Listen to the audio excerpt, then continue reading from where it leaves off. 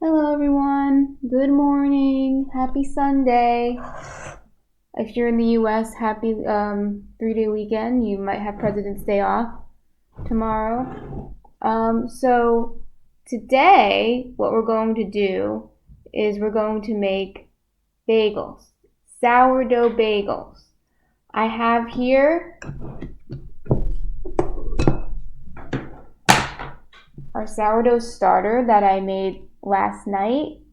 And all I did was I took some sourdough.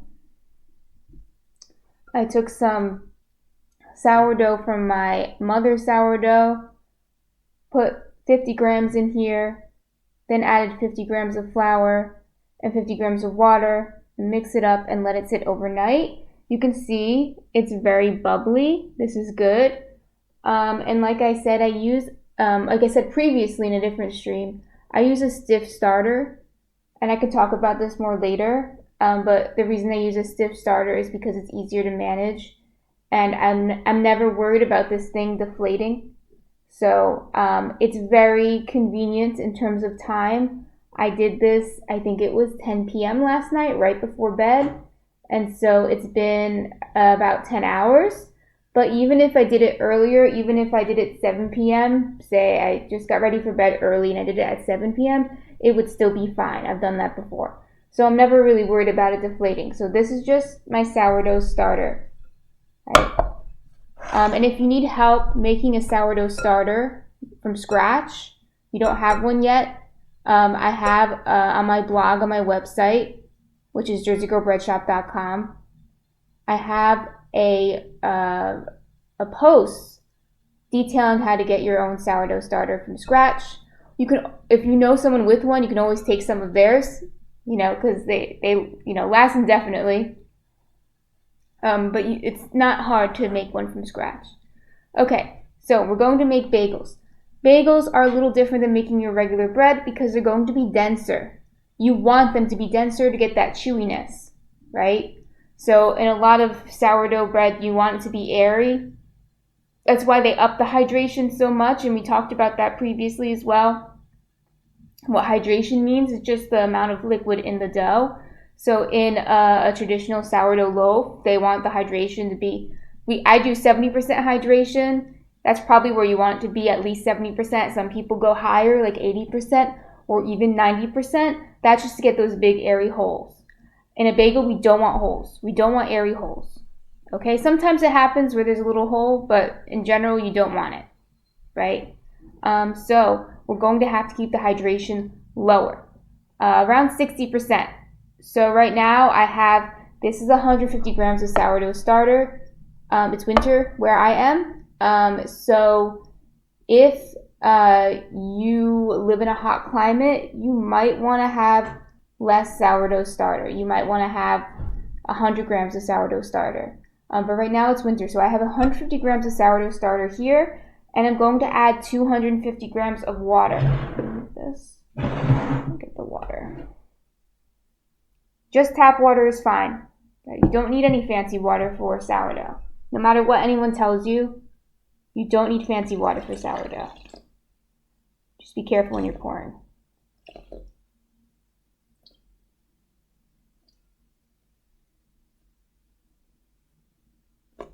All right, got it. I always over pour when I do it this way. Okay.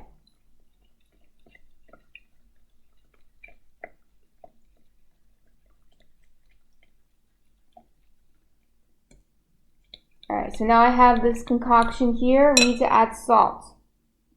Very important. I'm going to add 6-7 grams of salt.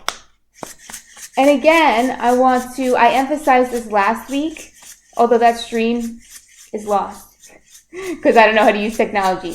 So I'll emphasize this again. I'm using sea salt, but you can use any salt. A lot of people online say you can't use iodized salt. When I first started making sourdough, that's all I had was iodized salt, just regular iodized table salt that you get in the big containers, like the big round containers. You can do that. It won't kill your sourdough. I use this because, I mean, once I started my cottage bakery, it was easier to use something with fewer ingredients. Just, for the labeling sake, and, for my customers, they're going to look at the ingredients for their sake. So now I just use this. It's also easier to measure out as well because the crystals are a little bigger. But I started out using iodized salt. I really don't think it's a big deal. Hold on. Got messed up. All right, that's better.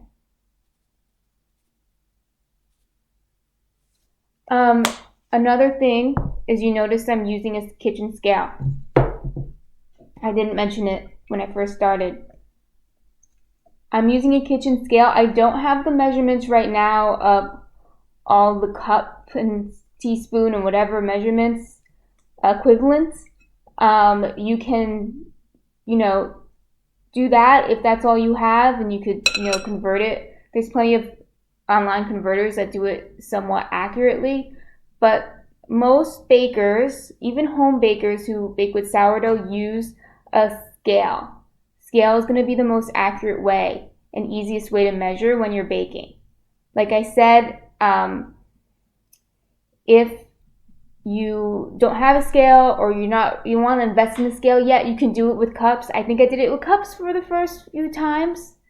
I don't know how long it took me to get a scale. I don't think it took me very long to eventually just get a scale when I started doing sourdough. But yes, you can use cups if you really need to. It'll still work. The thing is, even though a scale is better, because you want to get the liquid, especially the liquid measurement right. We talked about hydration before, and you want to get that right. And when you take cups of water, it's never exactly a cup, right? When you fill a cup up with water, it's not exactly a cup. It's always a little less. Or if you're using like one of the bigger cup measurements that have, say, 4 cups in it might be a little more, right? So you want to get the hydration level right. But sourdough is also it's not as difficult, I guess, as people make it out to be. Well, actually, I'm going to I can add this first as well. It's not as difficult as people make it out to be, right? If you add the starter that's active, water, salt, and flour to it, and you ferment it correctly, you're going to get bread. And bake it correctly, of course, you're going to get bread. So it's not as difficult and hard to manage as people make it out to be. Some of these videos online make it seem so difficult, so hard. If you want to get the hydration right, I would recommend getting a scale and the salt levels right, and all of that. But you'll still get bread at the end of the day, even if it's not exactly the same measurement to the T.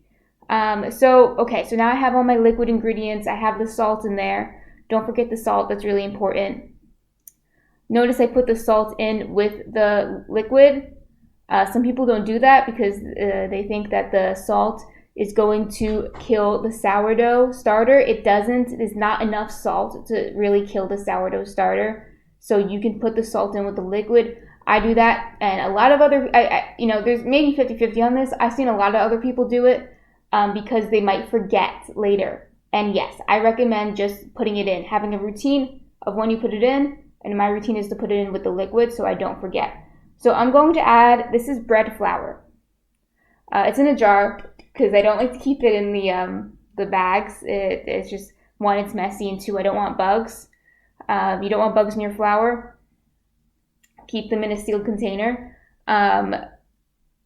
So I'm going to add 400 grams of this bread flour. Let's see, 400. It might be this whole container. Let's see.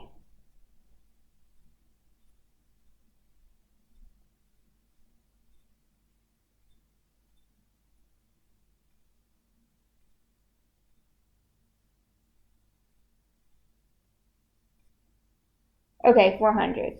Almost the whole container. Okay. So I have 400 grams of the bread flour. Here's bothering me. Okay. All right. 400 grams of the bread flour. Now I have also white whole wheat flour. You can sub regular whole wheat flour. I use white whole wheat flour because of the color. It's a slightly lighter color than the regular whole wheat flour, but otherwise you could use either one. Now I'm going to use 100 grams of this. So hold on one second. I'll just take it up for now. Put it back later. Don't play with your hair while you're baking. That's why I put it up and I was still messing with it. Okay, so I'm going to use 100 grams of white whole wheat flour. So it's going to be 500 grams of flour in total.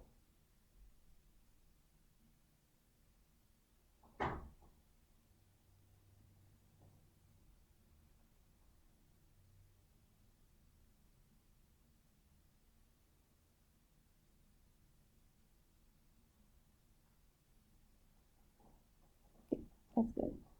I do this, I usually don't like to bake just with bread flour alone. I usually add some whole wheat or whole grain flour to my baking. You could make this recipe with all bread flour if you really wanted to.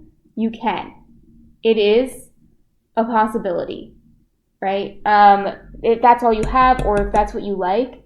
I like the flavor of a little whole wheat, and it's also a little bit better for you health-wise, so I always mix it. I don't think it would come out good though, on the other hand, if you just use whole wheat.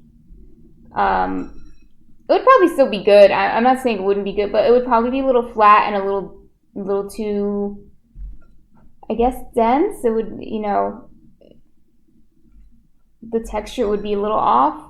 But I mean, it would probably still be good. I've made 100% whole grain bread before. It's just different.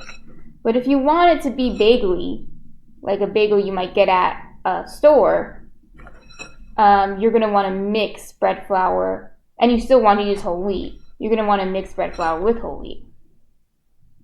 Bread flour is high in gluten. Gluten! Yes, if anyone has questions about gluten or has worries about gluten, you can tell me in the chat what your concerns are with gluten. But really, gluten is so important for bread. It is very difficult, although I am working on it. I'm working on it because I have friends who, don't eat gluten. And I know a lot of you probably don't eat gluten either or are worried about gluten. So I am working on a gluten-free bread, sourdough bread. I do have a gluten-free sourdough starter, which you'll see today. A little later, I'm going to show you. But I want to perfect the bread. I want it all to be perfect. But gluten is so important for bread, right? That's why it's difficult to make a gluten-free bread. It's easier to make a gluten-free cake because in cake you actually don't really want to develop the gluten too much. So then, taking out the gluten isn't such a big deal. But in bread, what gives bread its texture and its structure is the gluten. So bread flour is just a high gluten flour. Gluten is the protein in wheat and other things, but mostly in wheat. I think there's gluten in barley too, but mostly in wheat. And that protein is what's going to, you see it's starting to form here, not all the way, we're going to form it more, but this kind of stringiness, the gluten is connecting. It's forming, right? It's starting to form. That's what gives it that feeling when you're with the dough. So you're building the gluten in the dough. So you can see it starting to connect. That's the gluten strands starting to connect. We want to connect it more though. And that's going to give us that spongy texture in the dough. So this,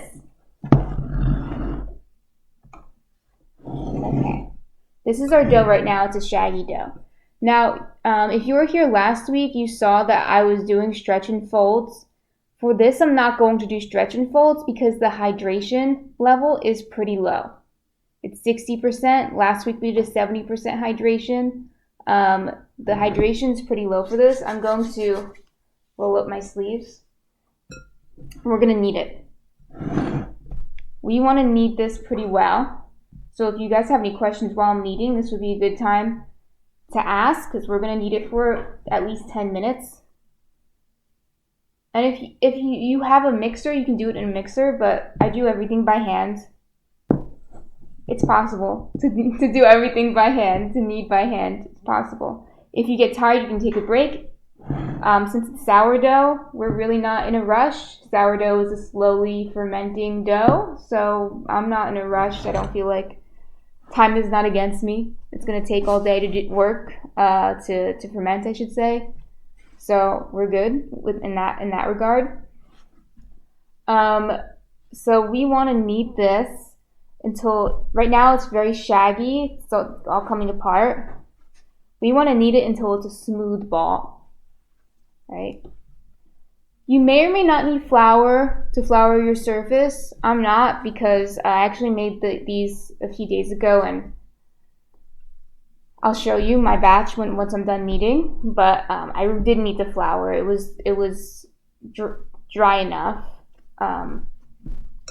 It's not supposed to be a wet dough though. But if you feel it's a little too dry, you can add some more water. But yeah, it's not supposed to be wet.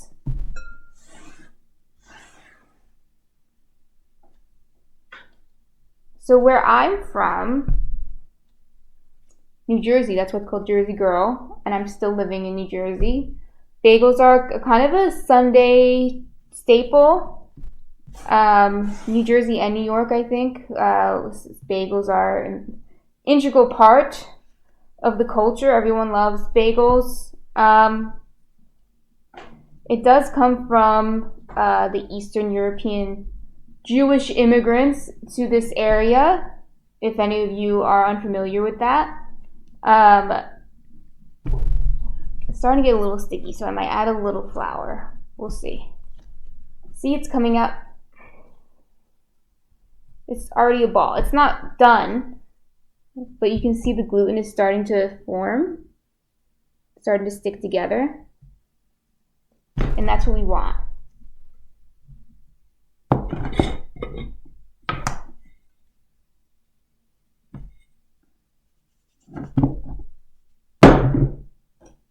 So yeah, now bagels are really important part, I think, of most American culture. It's important, but especially here.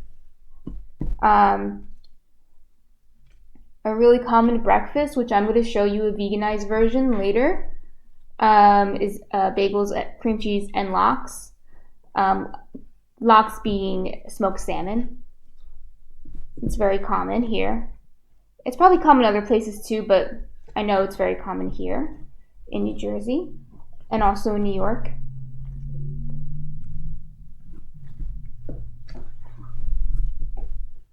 So when I'm kneading, I'm trying to use the palm of my hands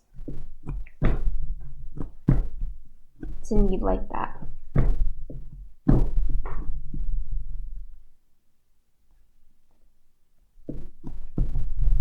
The bagels that are going to be made from this are going to be a little smaller than the ones you would normally see at a bagel shop. They're usually huge. They're really big. I mean, delicious, but very big. If you want them to be bigger, you can just cut them into smaller pieces, right? That's a possibility. Okay, I'm going to read your name, okay? D3 at duck. Let me know is it Death Duck? Death Duck? Let me know if you want me to call you something else, but for now I'll call you Death Duck. Yes.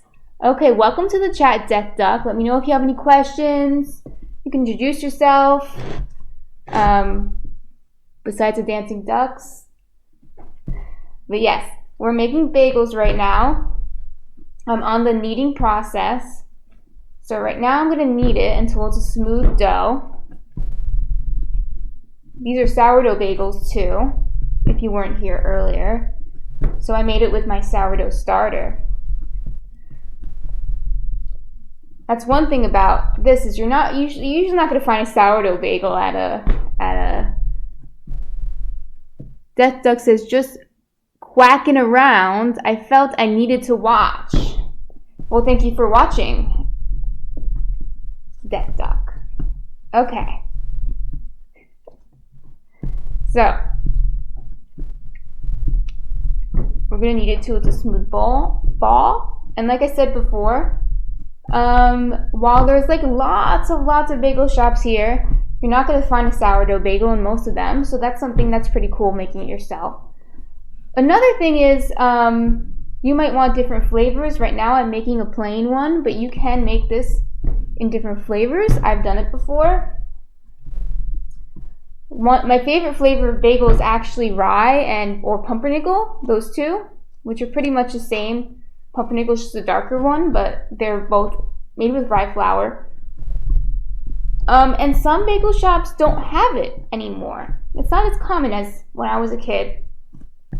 Rye was at every bagel shop, but now they do like the fun flavors now. The ones that I guess the kids like. Maybe the kids don't like rye anymore. I don't know. But I really like rye and pumpernickel, so you can maybe make a bagel flavor that's harder to find or that you created. That's what's fun about making it yourself. You can see it's starting to come together. It's not done yet though. It's not done, but you can see it is connected, right? And it's soft. But it's almost done. It's almost there. When you're doing it by hand, keep going. There's really no danger to over knead. You're not going to, if you do it perhaps by a machine, you could over knead it. Although I don't use machines, so I'm not sure how long it would take. It would probably take a long time. But when you're doing it by hand, something like a bagel, you're not going to over knead it. Death Duck said, I like sourdough. I gotta admit that I find rye to be pretty rough. Maybe I haven't had good rye. I don't know, Death Duck. Are you in the New Jersey, New York area, or do you live somewhere else? I think here, rye, at least it used to be a staple. Death Duck says California. My husband is from California, Death Duck. He's from LA. Los Angeles. Death Duck says I'm a West Coast duck. You're funny, Death Duck. I do think bread is different there. But I've been to some good bakeries in LA. Death Duck. Mrs. Duck is also West Coast. She's from Oregon.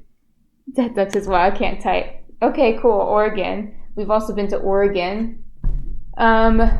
But yeah, I don't know what part of California where you're in. In San Francisco, there's a lot of good bakeries that'll probably have a good rye.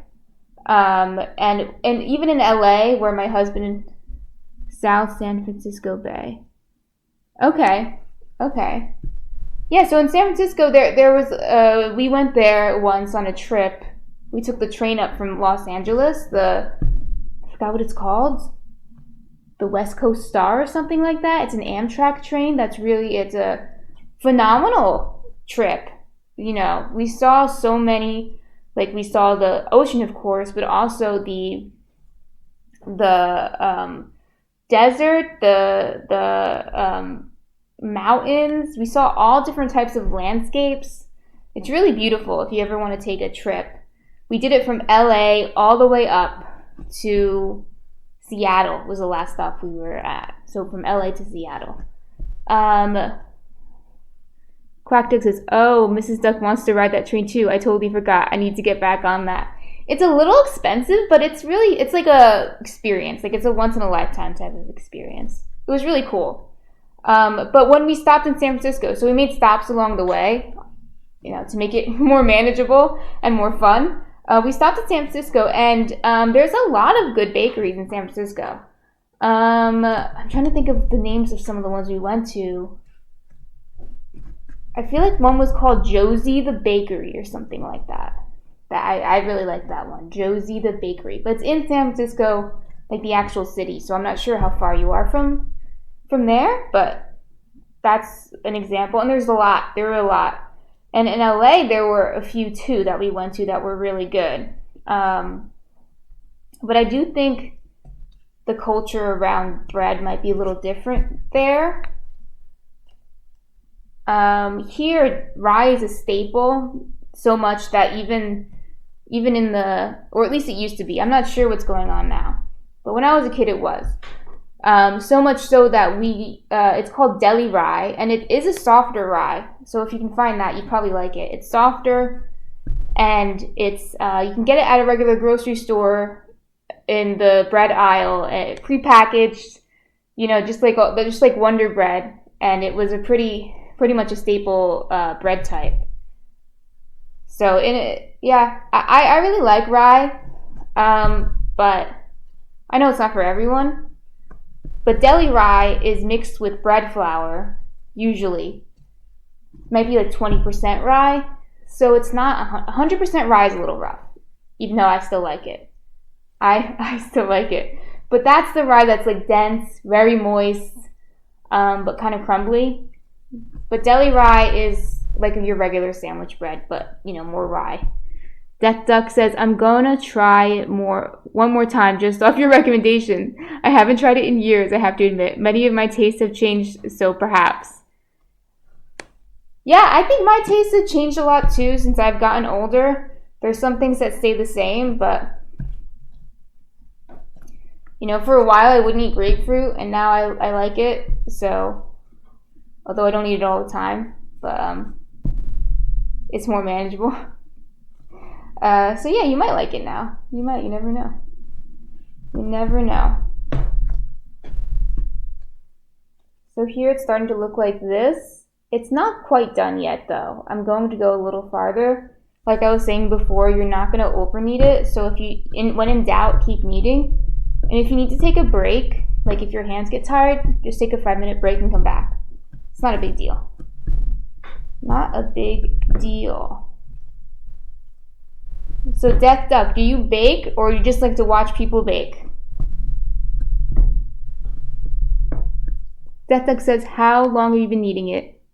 You were already when I got here. Oh, okay. So when you got here, I just started.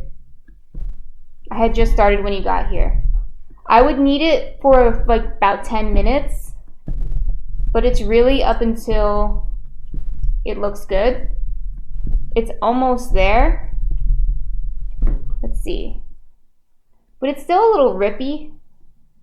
Like, see how it rips so easily? I don't want it to rip that easily, so I'm going to keep going for 3 to 5 more minutes. 3 to 5 more minutes, maybe. But yeah, I'll just keep going. I'll just keep going. Otherwise, you're going to, it's not going to. You'll see, actually, I'll show you. The bread I made last time, some of it ripped a little, and that's because the gluten could have been a little better.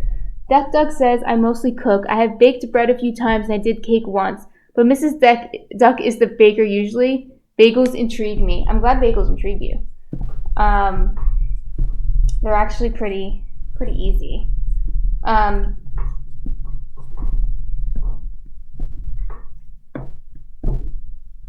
So Death Duck, what do you like to cook? You said you cook mostly.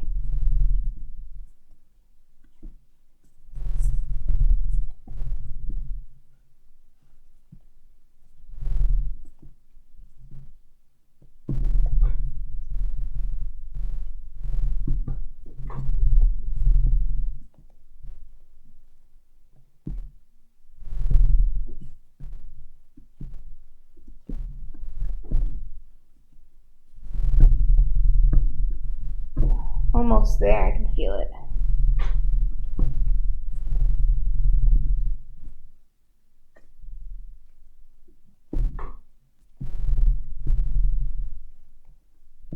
But when we're done with this, the only thing about sourdough is we're going to have to let it rest for a very long time.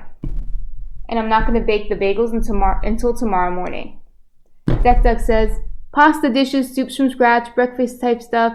Nothing chef quality or anything. Well, Death Duck, cooking from home is important.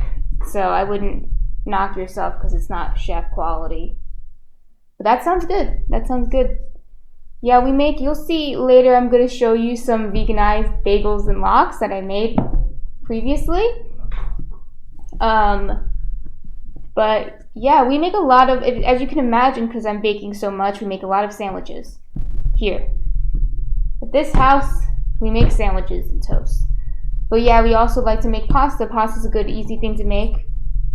I was working on a sourdough pasta from scratch. I actually done it a few times. The only thing is that I do it by hand, and I feel like it never gets quite thin enough, as thin as I would want it, with a rolling pin. I know they make pasta rollers to get it really thin. I don't have one of those, and nor do I don't think I want to invest in one quite yet. Also invest in not only the money into it, but also the space in my house into storing that thing. So right now I don't have one, but yeah, pasta's good. Pasta's good. Soups, of course, are a staple.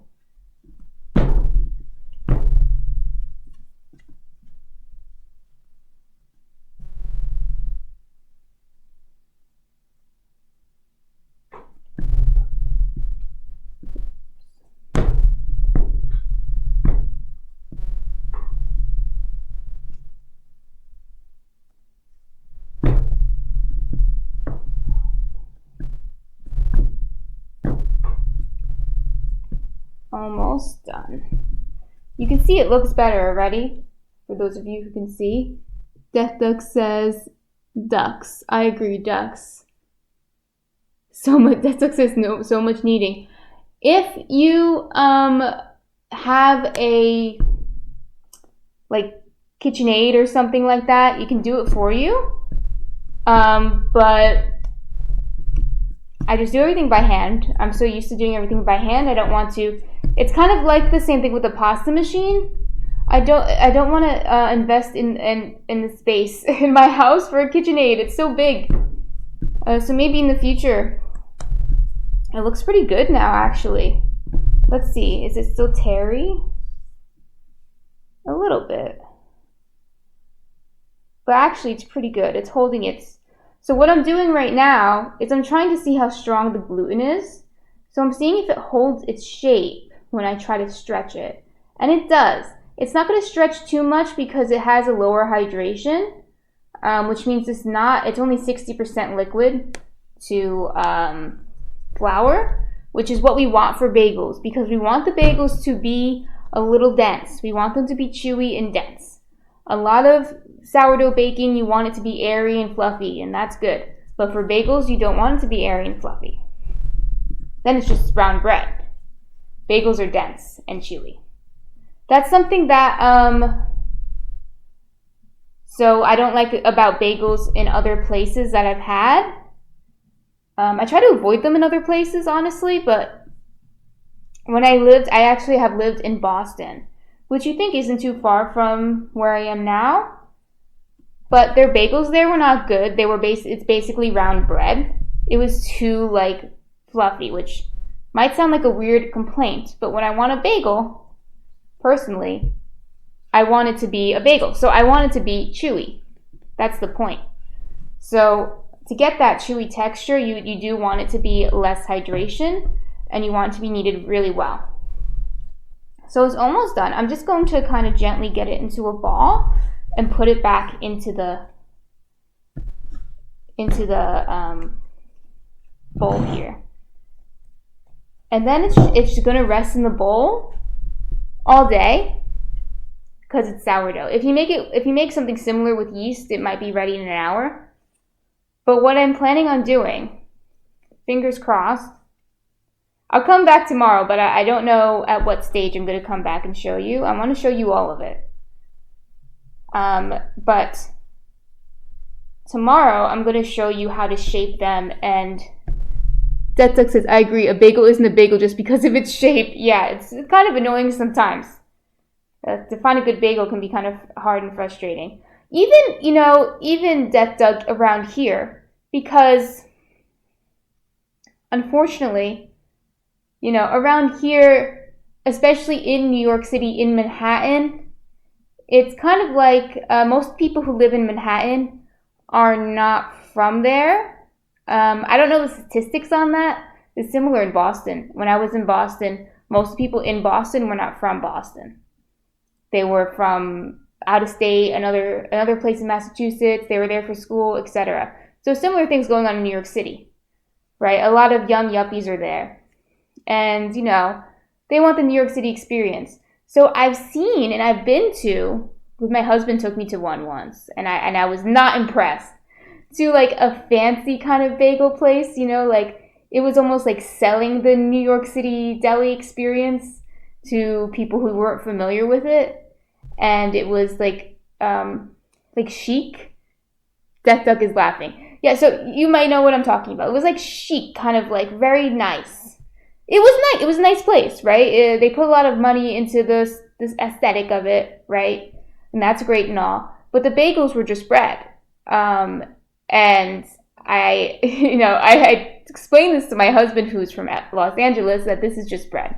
It's just round bread, and I am not impressed with it, okay? On the other hand, I moved around quite a bit on the East Coast, but I did live in Brooklyn for a little bit, and there was this bagel shop by my apartment called Bagel Boys, and it was just a regular bagel shop, and it was amazing. And I said, Gonzalo, my husband's name, Gonzalo, we have to go back to Bagel Boys. These are not bagels. These are not bagels. Luckily here in Bayonne, it's not that yuppie yet. So there are bagel shops here that are pretty good. So it looks like this. It's round. It's a ball, right? It's pretty good. I'm going to let it rest. It's going to take probably like 4 to 6 hours. And then how I'm going to do this is tomorrow morning, I'm going to shape it, boil it, and then bake it. Bagels have an extra step of boiling them. That's how you get the crust to be like... Dean Marshall, thank you for following Dean Marshall. If you feel comfortable, introduce yourself in the chat or ask any questions that you want. Death Duck is speaking to himself in the chat, so maybe you could enter the conversation too. So tomorrow I'm going to shape it, boil it, and bake it. Bagels have a slightly different type of crust than regular bread. Obviously, regular bread has a crust, and we love that crust. But bagels have that kind of like, and I'll show you actually. I left them in the other room by accident, but I'm going to show you the bagels, what they look like. They have a crust, and it is slightly different than a regular bread crust. Death Duck says the crust is the thing about bagels I've never understood. Yeah, so we do that by boiling them with sugar and baking soda. I use molasses. A lot of home bakers will use molasses. What traditionally is used is a malt. I think it's barley malt is used, which is actually, when I'm done with the molasses, I might get some barley malt if I can find it, because it has a slightly different flavor than the molasses. But essentially, with the boiling process, it's changing the crust. You're kind of changing, kind of like a pretzel also has a similar boiling process before you bake it.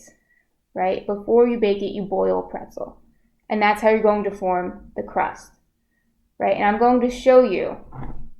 I'll do that now, actually. I'll come back with the bagels, and I'll show you what the crust looks like since we're talking about it. And then, while we're waiting for this, I'm going to show you pretzels, too. Yeah, I don't have pretzels to show you right now, although eventually I want to make pretzels. That would be fun. A little harder to shape for me. But Death Duck says you make the best stuff. Thank you. My husband's lucky. But yeah, I don't have pretzels right now. But it is the same process of boiling the dough before you bake it. That's how you get the crust. So I'm going to show you the crust of the bagels I have. And I'll also show you one that ripped. And I'll show you that that's because of the gluten. I should have probably needed it a few more minutes longer. Dean Marshall says, is cream cheese overrated on a bagel? So traditionally here, cream cheese is like number one on a bagel. Cream cheese is definitely better than butter, in my opinion. But if you keep following me, which I hope you do, and keep watching my things, you'll know that my favorite thing on most bread is peanut butter. And I love peanut butter on bagels. That's my favorite thing on bagels, peanut butter. Also good on bagels, hummus is good on bagels. You can put any spread on bagels that you want. Dexlux says, I love cream cheese. Yeah, cream cheese is definitely better than butter in my opinion. I would not say that it's overrated. I wouldn't say that. But I would say that you can put other things on a bagel if you don't like cream cheese. It's totally, the world is your oyster. Dean Marshall says bacon too. If you want to put bacon, you can. You can make like a BLT with your bagel if you want. Deck Doug says, I don't support Hamas. Oh wait, you said hummus, my bad. Yes, here, we don't talk about politics here, but I will say that hummus is better than Hamas. I agree with that statement. So I'm gonna go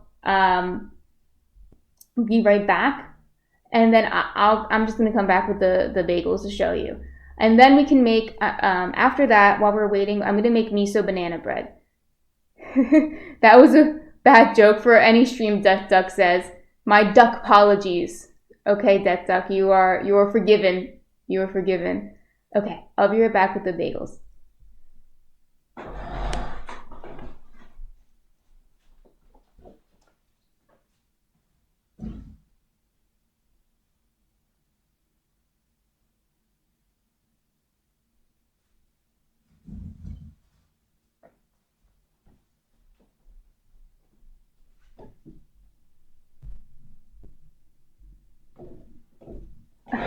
Deck Marshall says, I thought he said Hassan.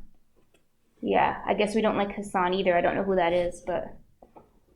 So you can see on this one, they're a few days old, but you can still hear it, the crust. And they're also a little smaller, like I said. If you want to make it bigger, you can just separate it into fewer pieces. But I made 6 smaller bagels. Yeah, it's a little older, so it's like cracking. But you'll see tomorrow, hopefully. Bagel ASMR, yes. You'll see tomorrow a fresh one to see it better. But you can see that it has like a crust. You can just tap on it. It forms a crust. This is from boiling it, not just baking it. This one too. Peanut butter and bacon is fire, Death Marshall says. I'll have to try it. I don't eat pork bacon, but I do eat soy bacon and eggplant bacon and things like that. And this one I wanted to show you too. Death Duck says I have to try that too. This one too, ripped. I wanted to show you. Oh, not too bad, but it ripped, and that's because I should have kneaded it probably a few minutes longer. That's my bad. Death Marshall says pretzel especially. Yeah, we love pretzels here as well. I should have kneaded it a little longer to get it to be better. It would also have kept its shape a little bit better too. So that's my bad. Let me put these away. I'll show you later. I'm going to eat one. They're a little old, like I said. They're a few days old. They're still good. I just put it in the toaster and it's totally fine. That's one good thing about sourdough is it lasts a pretty long time. And we love that here. We love to keep things a long time and not waste any food. Especially here. I bake a lot of bread for the stream and for filming. So we always have bread in the house. Death Duck says, you mentioned getting the texture just right so that the gluten doesn't pull apart. Is that what you're trying to prevent, that ripping? Yeah, Death Duck, I'm going to show you actually. That's exactly what I was trying to prevent. So you want the gluten to be strong enough to hold the dough. If it's not, when it in the oven, it's going to expand. It's going to expand a lot, actually. Right now it's going to expand here. Right here, it's going to expand in this bowl. And then I'm going to separate it and shape it. And then in the oven, it's going to expand more. And then when it does that, if the gluten isn't strong enough, it'll just rip. Death Marshall says, have you seen Pizza Princess on Twitch? I have not, but that sounds great. Pizza princess. Yeah, I want to make pizzas on here too. I make pizzas sometimes. My husband loves that. But I'll have to check out Pizza Princess. I like that name. Yeah, if the gluten isn't developed enough, and that's true too of like a regular dough, like if you're making like a regular loaf of bread, it'll just rip. Death Duck says, sorry, Dean Marshall, my username has your prime to say death. Death. Not sure what that means. I know your username is Death Duck. I'm gonna move this. I can move it over here actually. See in the background.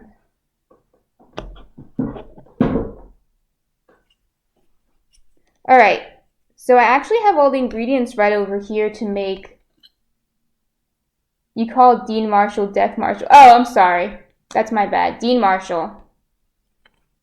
You both have D's in your name. Death Duck and Dean Marshall. All right. So we're gonna make a miso banana bread. Dean Marshall says, I got scared. You got scared for a second. I'm sorry. I didn't mean to scare you. Didn't mean to scare you. Okay. So I'm going to move this, and I'm going to get the ingredients for the banana bread. Now, this is actually my second time making this banana bread, so you are seeing a recipe test, which is I thought might be kind of fun. So let's see. I'm gonna move. I'm not even gonna be right back because I'm literally going over here.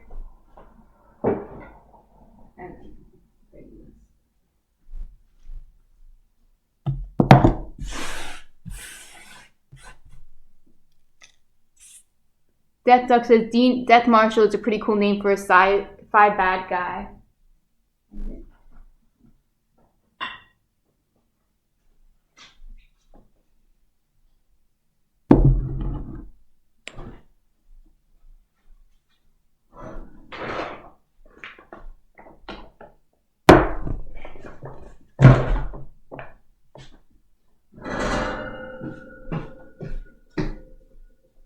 Alright, now we need to get the bananas, the most important ingredient.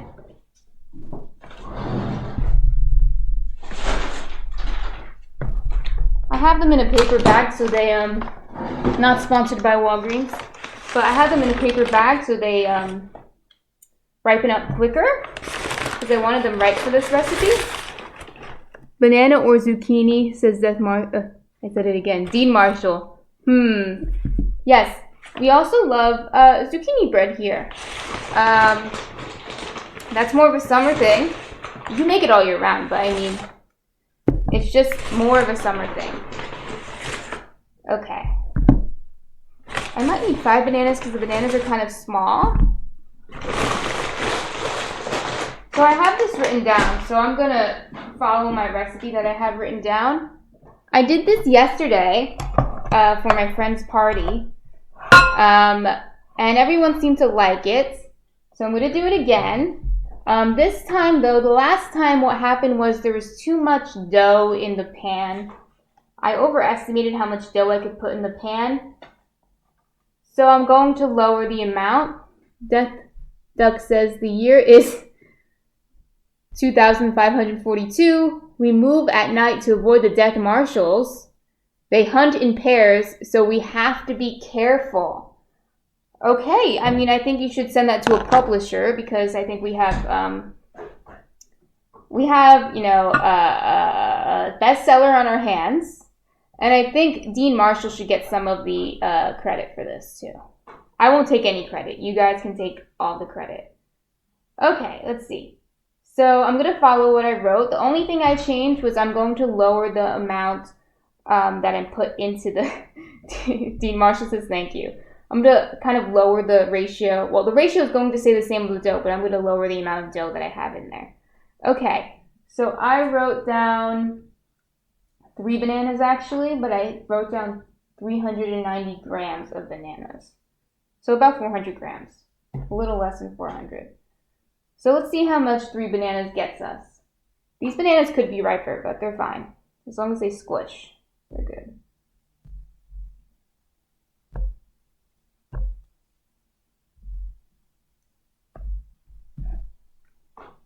I think 3 might actually be enough.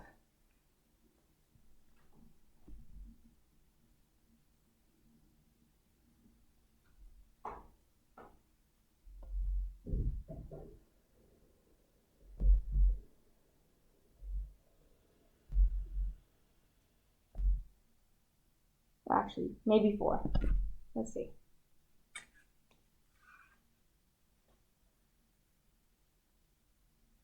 So yeah, around here, you mentioned zucchini bread. People grow zucchinis in their yard all the time.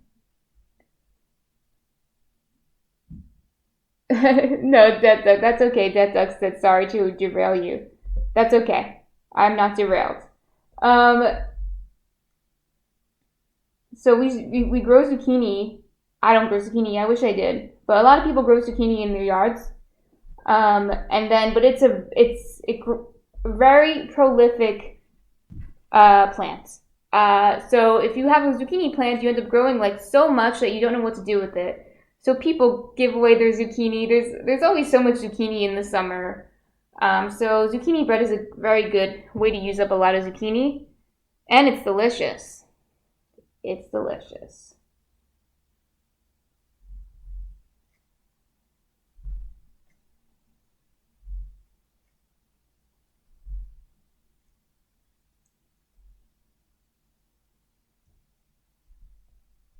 That's about right. I have 376 right now, so I used 4. I used 4 bananas. We don't need this one.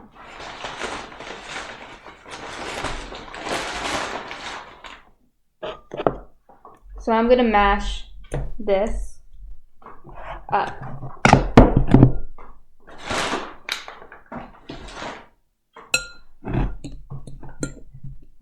It's gonna become like part of the liquid in the dough. Dean Marshall says this channel should be under the food and drink category on Twitch. Just saying. I don't know. Right now it's under just chatting. That's what my sister said to put it under. Death Duck says, why? Because I'm drinking. I'll have to look into that. Team Marshall. I'm new to Twitch. And I'm not as adept with these types of things. If you're interested in video games, my sister's streaming at, I think it's X Pumpkin without the I. If you're interested in video games, she streams things like nostalgic games like Toontown. Death Duck, thank you for following. Death Duck says, I'm glad it's here. I wouldn't have found it otherwise. Oh, okay. And that's good. That's good. Okay, I'll ask her what she thinks is best.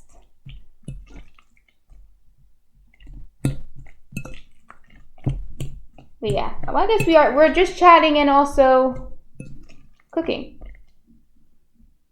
Dean Marshall said just setting has too many people, that's why. Yeah, it's oversaturated probably. Yeah, it's probably oversaturated. Too much competition. That's a good point. So see, it comes in kind of a paste.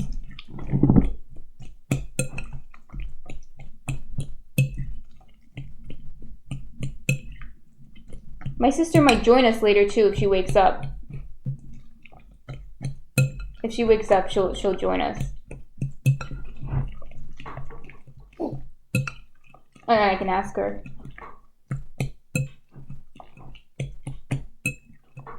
So this is going to be part of the liquid. And you may or may not have seen the tags, but it is a vegan channel as well. So we're going to make this a vegan banana bread. And it's, Death Duck says, I looked at her channel. Retro gaming is pretty fun. Games have changed so much. Yeah, Death Duck. I mean, I don't play that many video games. But, you know, when I was younger, I used to play things like The Sims. That was the game I would play. But, Yeah, I think her channel is pretty fun. I go on there sometimes to say hi. Not interested in the video games as much, but I like to say hi. So yeah, if you're interested, go follow her. Okay. So let's see, I want to tell you what I'm doing. So now I'm going to add the almond flour and the brown sugar. And that's what I have in here. I have 150 grams of brown sugar and 120 grams of almond flour. I already separated it. Dean Marshall says, I could see you playing Eden Ring. And then Death Duck says, Sims, yep, good times there. Yeah, the thing with The Sims is it's like kind of, I feel like it's kind of addicting like a lot of games are. And I feel like once you create a family and you kind of want to, play out the family's life, you kind of want to keep doing it, right? You want to make sure that your Sims are thriving or not thriving, depending on how you play. But yeah. So what is, Dean Marshall, what is Eden Ring? Because I actually don't know what that is. Okay, so this is the almond flour and brown sugar. I actually use coconut brown sugar. So this is kind of a crunchy recipe. And I mean that in the best way. I like crunchy recipes. So it's a little healthy, but it's really delicious. You have to trust me. Dean Marshall says Game of the Year. Well, that doesn't explain what it is. Eden Ring? Game of the Year.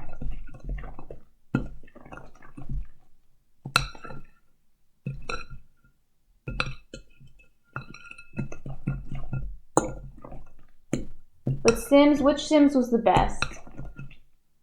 Dean Marshall says, oh my god.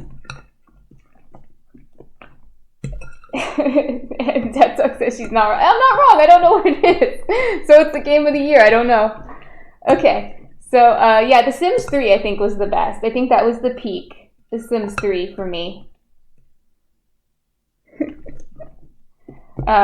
After that, I don't think Sims 4 really added anything to the game. In fact, I thought it took stuff away, and then I lost interest.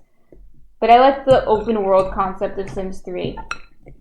You could do a lot in Sims 3, and I like that everybody, like, you could create a town and townspeople, and then everyone was doing things at the same time. God of War. I feel like I've heard Dean Marshall said God of War. I feel like I've heard of God of War. Does that have anything to do with Eden Ring? Are those the same games? I don't know a lot about video games. So I know maybe I'm on a weird platform for that, but I don't know a lot about video games. Death Duck says, I don't think she's played Sims since Sims 3 at Dean Marshall. No, I haven't played video games since Sims 3. I don't know. Sims 3 was the peak. Oh yeah, so what I just added, before I keep talking, I just added miso. So it's going to be a miso banana bread and sourdough starter. Death Duck said, that's okay. I came here for the bagels. You're okay. So I added sourdough starter and miso. And this is actually my gluten-free sourdough starter, which I want to show you how to make eventually. As soon as I get a good gluten-free sourdough bread ready, I want to show you to make this. But I use the gluten-free sourdough starter for a lot of things, including quick breads like this one. And it's a quick bread because I'm going to make it with baking powder. And that's what makes it a quick bread.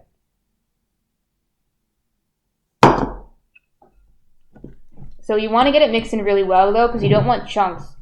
You don't want chunks of sourdough starter or of miso. That's going to taste funny. Death Duck says, how does gluten-free work as far as preventing the ripping that you mentioned earlier? Gluten-free is just such a different character, right? So you're going to use for a whole loaf, right? For a quick bread, it's fine. But for a loaf, you're going to use something called psyllium husk or psyllium husk. And what that's going to do is it's going to bind all the ingredients together. It's basically a fiber, though, but it's used a lot in gluten-free baking, especially with breads. And that's what binds everything together. Some people use xanthan gum, and like there's so many other binders, but I think for bread, psyllium husk is the best one. Dean Marshall says, is gluten-free important to diabetes? And yes, maybe I pronounced it wrong, Death Duck, but that's it. It's psyllium. Psyllium husk. Some people take psyllium husk for, like if they have constipation problems or something, they'll take it. So I think it's in the dietary supplement section sometimes. But it is also used in gluten-free baking. And Dean Marshall, I'm not sure. I would talk to your doctor in terms of diabetes. From my understanding, gluten doesn't affect diabetes.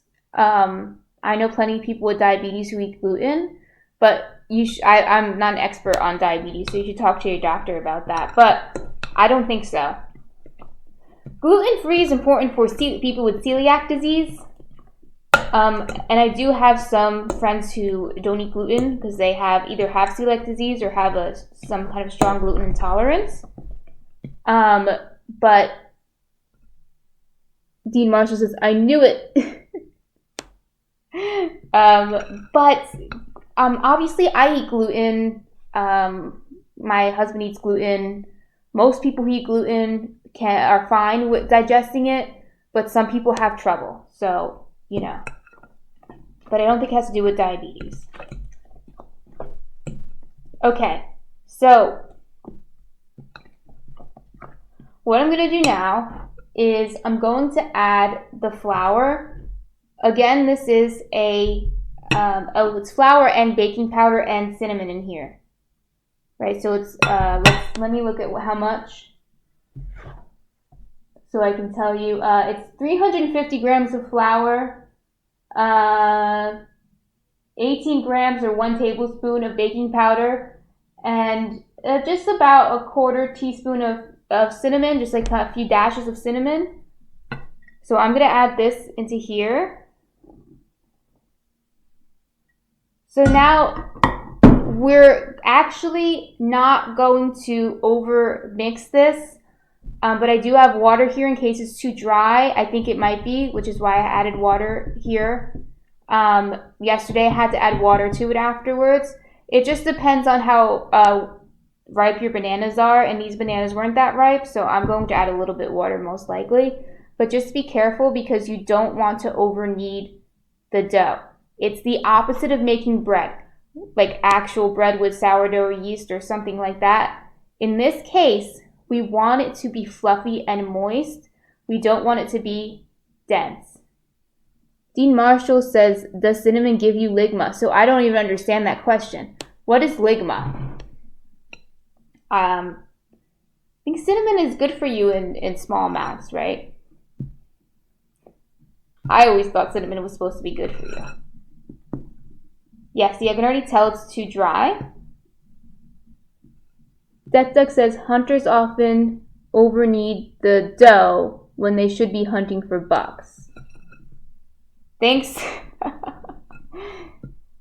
Thanks for the puns. Yeah, it's too dry, so just like yesterday. So how much water did I add here? There's 300 grams of water here. I think I might add the whole thing. I'll just add half for now.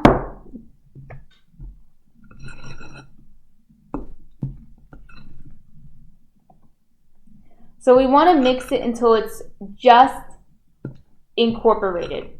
That's what we want to do. And I did forget to turn the oven on. I'll do that as soon as we're done here. But you should be preheating your oven. Dean Marshall says, old Twitch joke, I can't. Is this something an old joke that I'm not aware of? I'm new to this twitching, as I call it, which I know it's not what it's called, but that's what I call it. Yeah, I'm going to add the rest of it. Still a little dry.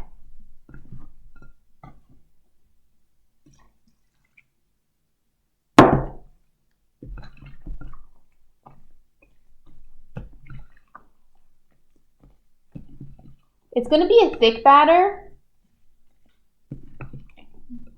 but it shouldn't be, there should be no dry spots. And it should be pourable. Dean Marshall says death knows.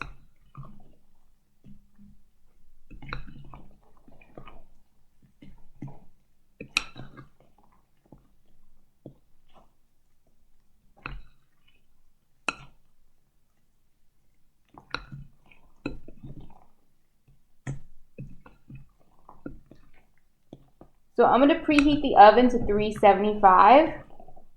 And this is going to bake for a long time.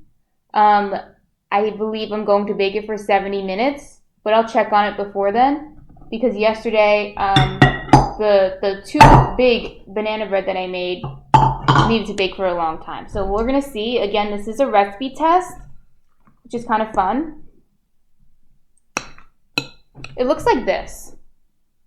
So you see, it's like very thick, but it's a pourable batter. Death Duck said, never stop calling it twitching. That is what is always should have been into, and I speak for most ducks.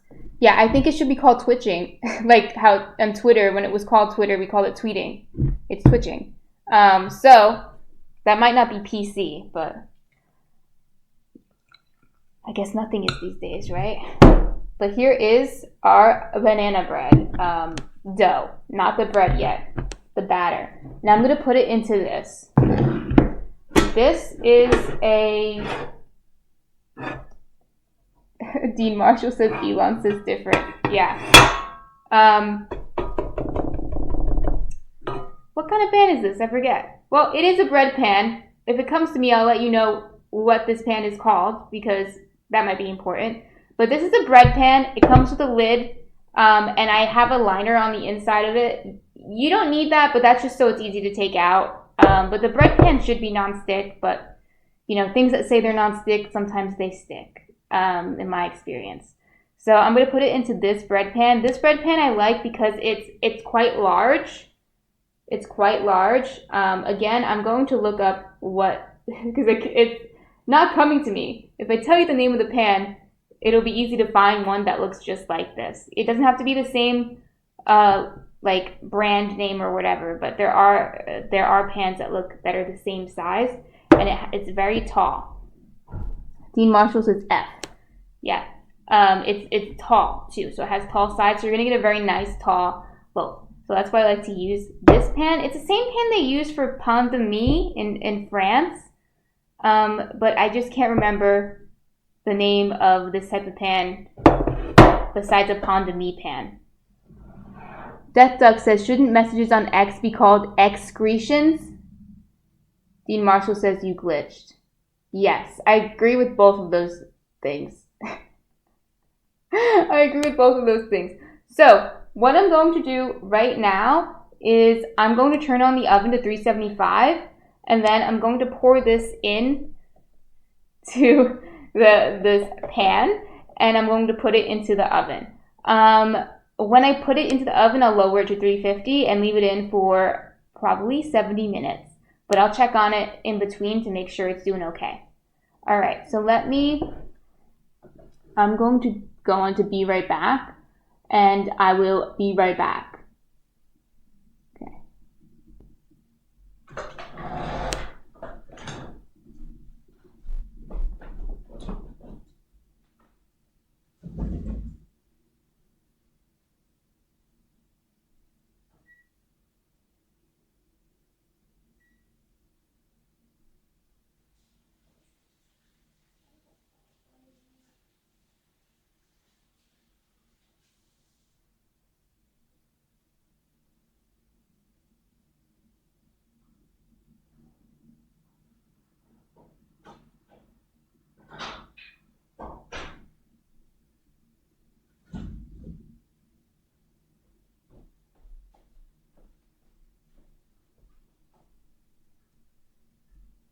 All right.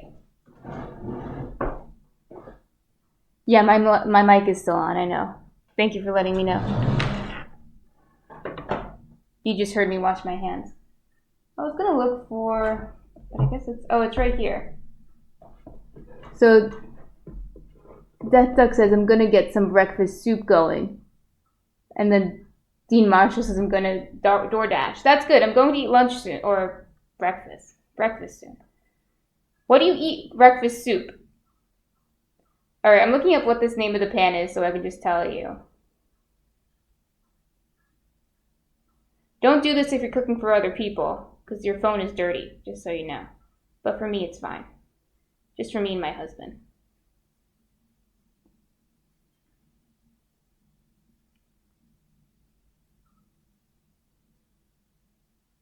Oh, it's a Pullman loaf pan. So if you look up a Pullman loaf pan, you can find pans like this. You can put it in a regular loaf pan too, but if you want your bread to come out like very tall, like this, get a Pullman loaf pan. They're bigger than regular loaf pans too. So all the dough will fit into here. Okay, so I'm going to pour it in. Oh, wait. Let me make sure the bottom is mixed in right. Because I saw a brown spot on the bottom. And we don't want that. Okay.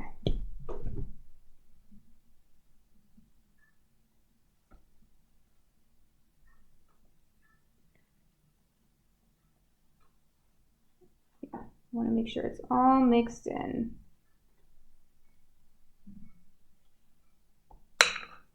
That looks like the right amount of batter. And I brought this to get the batter all in. The spoon. Dean Marshall says, if you had one style type of food to eat, what would it be? One style type of food?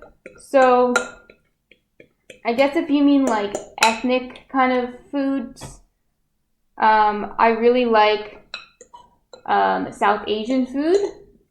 In terms of the spice and the flavor profile, I really like it. Like Indian food and stuff like that. Also, I really like Ethiopian food too. It's really good. Similar but different. But like style, in general, like a more general style, I definitely eat a lot of toasts and sandwiches because I make so much bread, and I do like that. I like eating a good sandwich. And you can put like anything on a sandwich. Well, I put everything on a sandwich. So Dean Marshall says Mexican for me. That's like, what about you? Mexican food is good.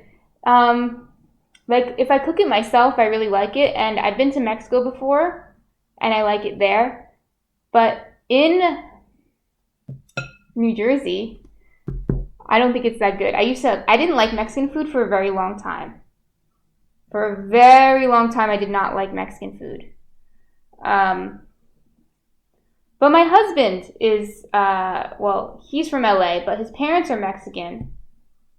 So I guess I had to have real Mexican food to change my perception. But yeah, for a while I didn't like Mexican food. For a very long time. Like, you know, like the Taco Bell type Mexican food, I still don't like that. But that's not really Mexican food, Mexican American. Duck says, I was in the kitchen, but I could hear. I would answer Dean Marshall's question with Thai food. Thai food's also really good. I've also been to Thailand, relatively recently, actually. And the food's good. But I was also in Sri Lanka, which, can't believe I didn't mention this. This is what it should look like. I'm trying to decide if I want to put the cap on or not. If I put the cap on, it'll come out nice and square. But if I don't put the cap on, it might come out a little bit more. I might leave it cap off and see what happens this time. But this banana bread with miso in it is inspired by one that we had while we were in Sri Lanka. And it was just the most delicious banana bread that I probably ever had. So that's why I decided to try to recreate it. Death Duck says, I can't cook it, but I love it. Also, Ethiopian food is awesome. Will you do a tutorial on how they make their bread thing that they eat it with? It is like sourdough pancake. Yes, I want to do, so I've actually never made the teff. It's made with teff, injera it's called. I do want to try to make that. I love it, and it is made with sourdough. Dean Marshall says, a good steak with garlic mashed potatoes is hard to beat. Death Duck says, I'm in California, so Mexican is a staple here. Yeah, my husband's from Los Angeles. We have 2 people here from California. Death Duck says, truth. So, but I'm from the East Coast, and I didn't go to California until I met my husband. Before that, I had never been to California, so I really didn't like Mexican food at that time.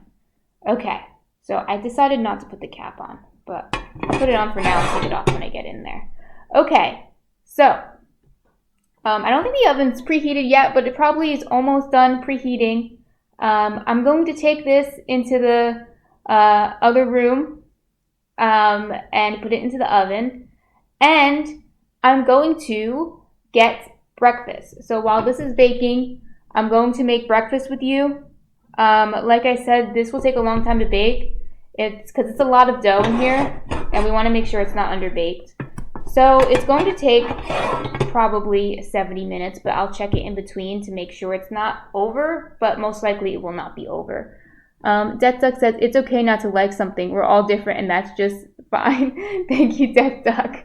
I do like it now, but not, like I said, not like Taco Bell style Mexican food. Like I've been to Mexico, and the food there is very good. Very, very good, very surprisingly good. But yeah, over here wasn't good. Yeah. So put the bananas. The bananas are gonna go in the compost because lucky for me, I have a compost bin. So I'm going to this time I'll turn off my audio. Sometimes I forget to turn off the audio because it's like in a weird spot, but I'll remember. I'll turn it off now. Dean Marshall says I like smoked oysters. Death Duck says, ha, I love Taco Bell, and also it's not Mexican food. It's just Taco Bell. Yeah, I don't like Taco Bell.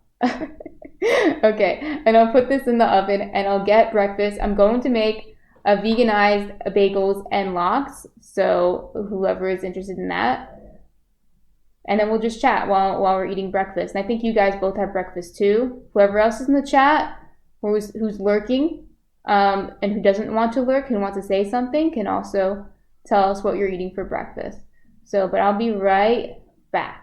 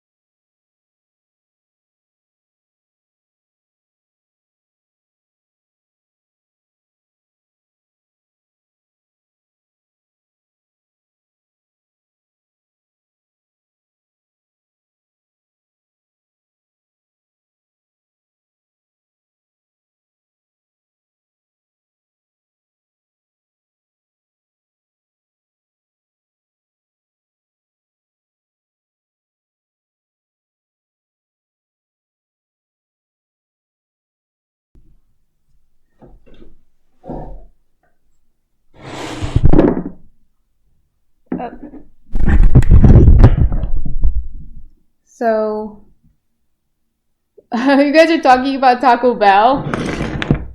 I'm just going to say, I'm not going to read, well, out loud. I'm going to read it, but I'm not going to read this whole conversation out loud. But I'm going to say that I don't really like Taco Bell. But Death Duck says he hates salsa verde?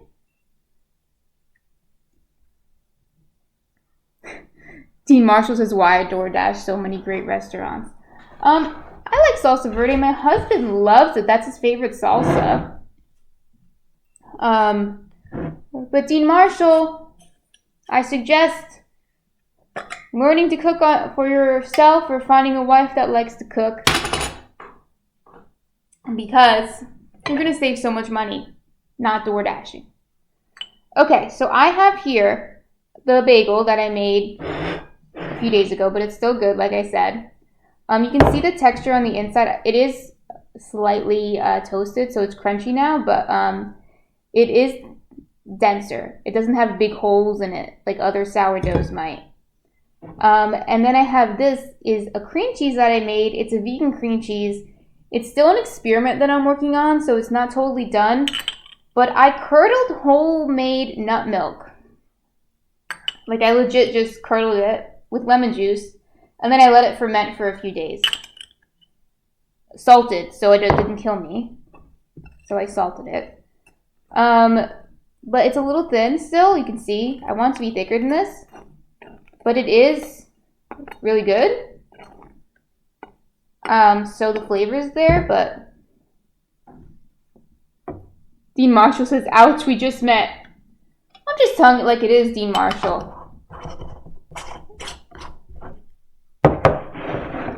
And then here, these are tomatoes. So these are tomatoes I smoked in my little home smoker, which if you like smoky foods and you don't have like enough, like a backyard for an outdoor smoker, which is always fun. You know, I remember I had friends that had outdoor smokers when I was younger. But there's a little mini smoker you can do on your stovetop. I recommend that if you like smoky foods. We do like eggplant in there too, but smoked tomatoes are really good. And that is my lox substitute. And it's literally just the smoked tomatoes and some sea salt. And that's it. There's nothing else on these. So just tomatoes and sea salt.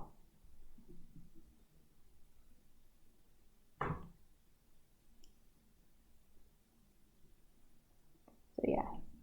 I have a lot of them because my husband loves these on sandwiches too. Like on BLTs, he likes this on it. 12 minutes. I slice them first and then put them on the stove without salt, because if you put salt on them, they leak too much and then it gets messy. But that duck, he asked how long you smoke tomatoes for. And Dean Marshall says, I only follow talent, just saying. In terms of eating out on DoorDash, is that what you mean? But how long you cook tomatoes on the stovetop? So what I do is I slice them, put them on the stovetop, inside the stovetop smoker for 12 minutes.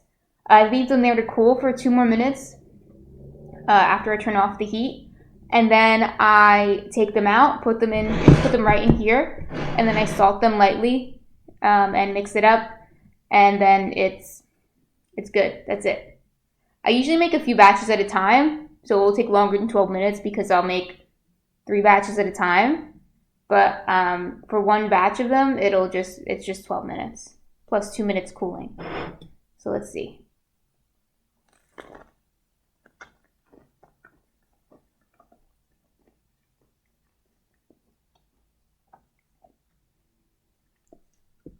Dean Marshall says, potential streamers, you're good at this. Thank you, Dean Marshall. I hope this is my second week. Last weekend was my first weekend. This is my second weekend.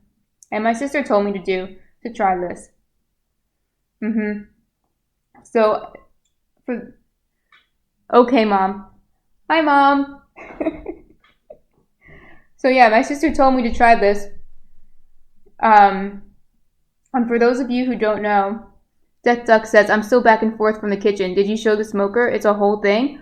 Yeah, I'm gonna show the smoker actually. Let me, it's like this big. Let me go get it really quickly and I'll come back because that is actually a good point. I should have thought of bringing the smoker out.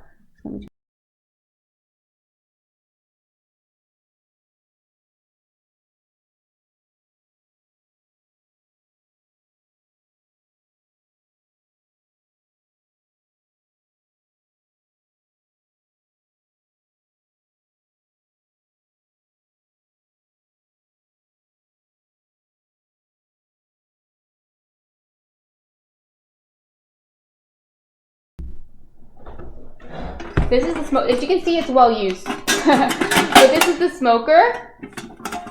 Let me see if I can read the brand. Camerons, which is the same brand that looks like that makes this one. Smoker wood chips.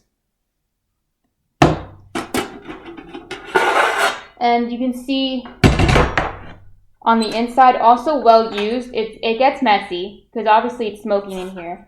Well used, but this is where the tomatoes go on top. And this is where the wood chips go. And you can just use it on the stovetop. Keep it tight.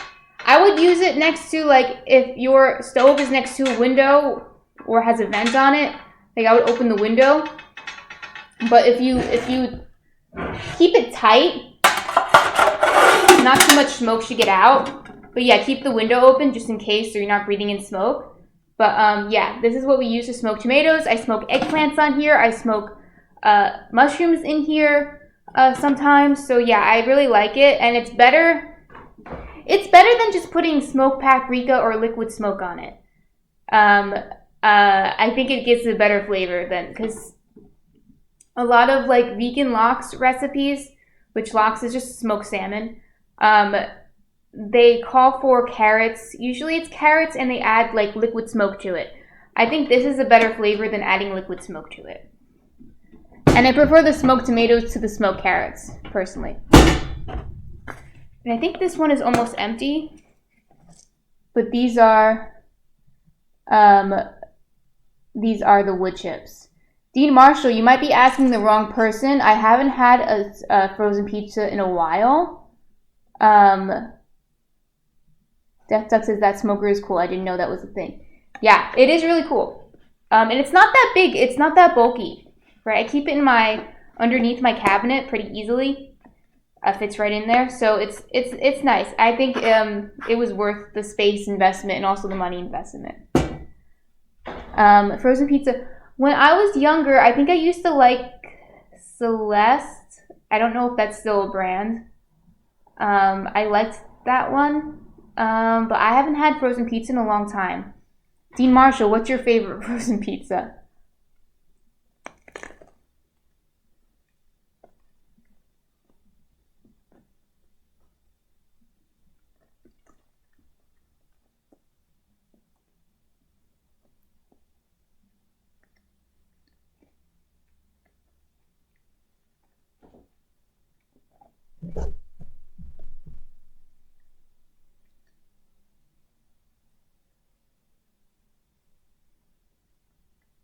Dean Marshall says, hang on, you have too many?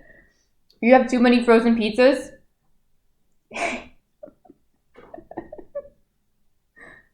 It's hard to spell. I recommend making your own pizza. Okay? It's going to be cheaper and better for you, probably.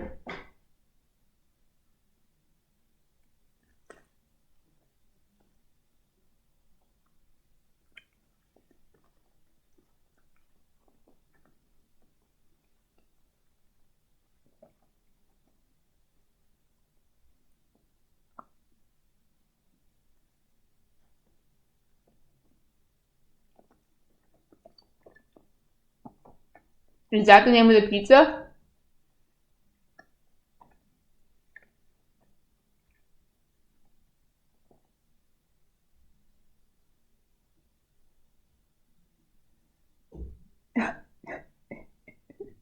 DiGiorno? Is DiGiorno? DiGiorno.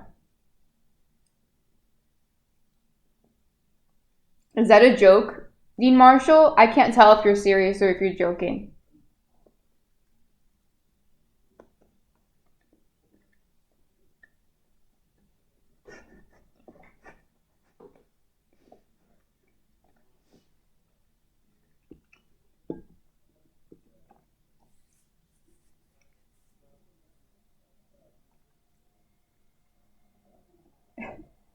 Death Duck, what's your favorite pizza? Is it DiGiorno?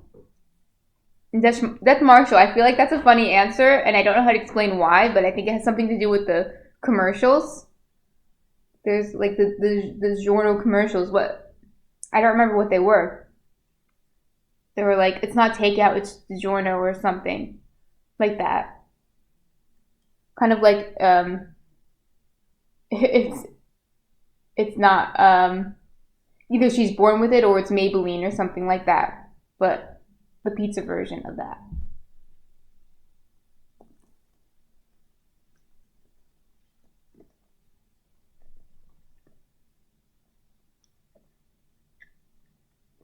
Mm,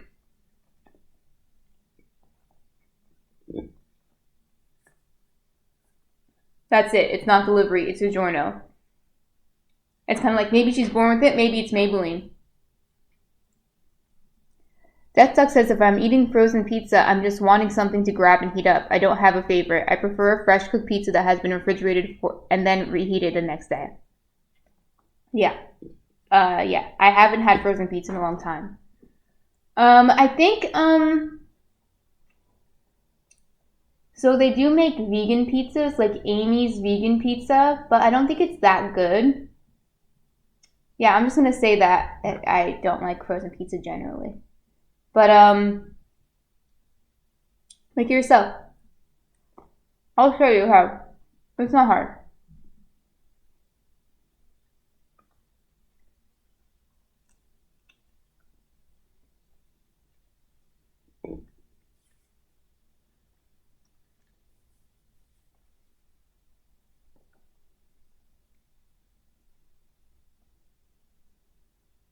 I made a pizza a few weeks ago that my husband loved. I think it was you, Dean Marshall, who said you didn't like salsa verde, but my husband loves salsa verde, and it was instead of tomato sauce, I used salsa verde. And the cheese I made of my own tahini cheese, and then I added my homemade. Now you guys are from the West Coast, so you guys don't know what Taylor ham is, but Taylor ham is a processed meat product that's kind of similar to Spam, but kind of in between Spam and bacon, and it's very popular in New Jersey. Um, and so I make my own veganized version of that with seitan, and I put that on the pizza. So I put salsa verde, tahini sauce, and seitan Taylor ham on like a sourdough pizza. My husband loved it. He wanted to eat the whole thing at once. He saved it for two. He split it into two servings, the pizza. But yeah, yeah, that was a really good one. And that's good when you make it yourself. You can put whatever you want on it. You can just customize it however you want. That's true. So in South Jersey, it's a pork roll. In South Jersey, it's pork roll, and in North Jersey, it's Taylor ham. Um, Dean Marshall says, I find spinach dip to be overrated. What am I missing? Spinach dip is pretty good. I mean, it tastes good because it's usually like cream cheese and sour cream in it, right? There's a lot of fat in it, so that's why it tastes good. I like spinach dip enough. It's not my favorite dip, but I like it. Yeah, that duck, it was really good.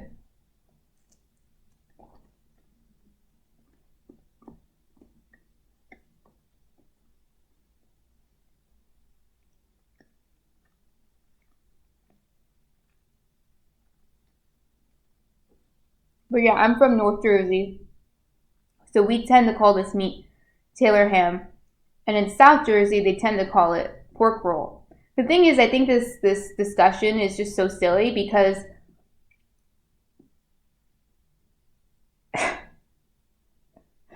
That's like, it's okay. You can type with your mouth full. But the conversation is so silly. Like, this fight is so silly because the product is pork roll. It is. 100% the product is pork roll, and the name brand is Taylor Ham. But it's kind of like the difference between calling, like, Advil. Like, usually I call Advil Advil. Right? I call it Advil. Even if it's ibuprofen, even if it's not name brand, I call it Advil. Might be just be habit, but that's what I would call it, right? But the product is ibuprofen. 100%. It's like soda or pop. Kind of, but I think it's more like Advil and ibuprofen because it's the ibuprofen is the product and Advil is a name brand. So pork roll is the product and Taylor Ham is the name brand. Biscuit? Dean Marshall says Jersey. Do you know Miskiff? What's Miskiff? I don't know that one.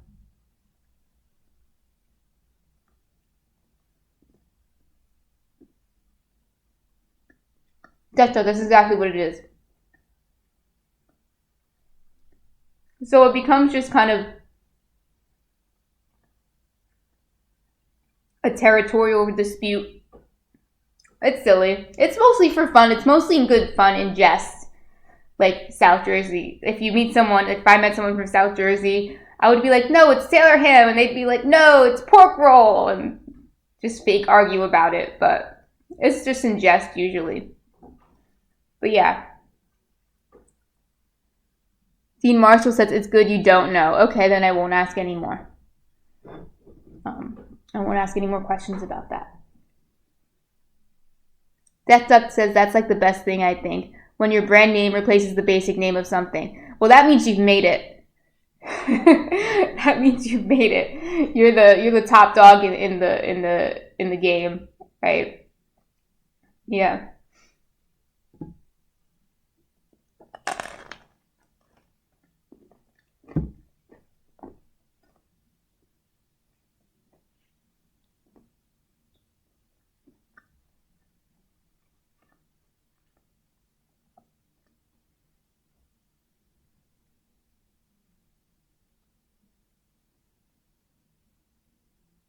But then you can change the name of your thing to X and ruin it all, says Death Duck. You mean like Twitter? Yeah. Sorry, Elon Musk callback. I'm not on Twitter, although my sister tells me to get on Twitter. If she joins us, she'll probably tell me again to get on Twitter. But right now, I'm not on Twitter. I'm not on Twitter, but and I never was. I'm gonna try to plug this in without messing everything up. Oh, I see what's going on. So I don't really get it.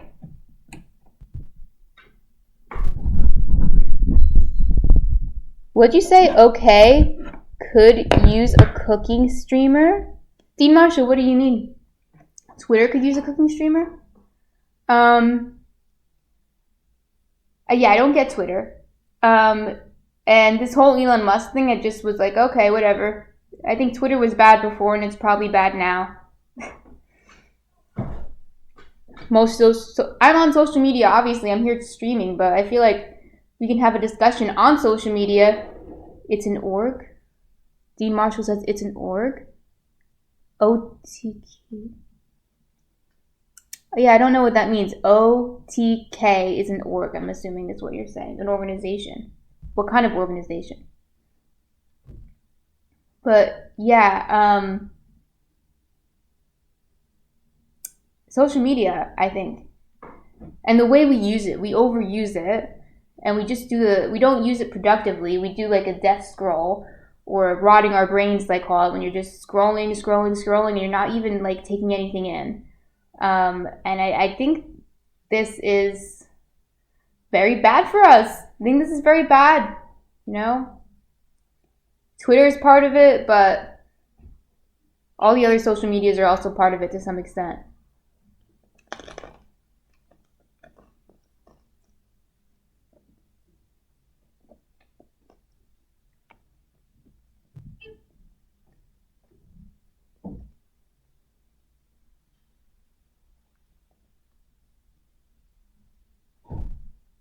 Twitter just makes people fight all the time. That's all I hear out of Twitter, is people arguing about things that probably don't matter.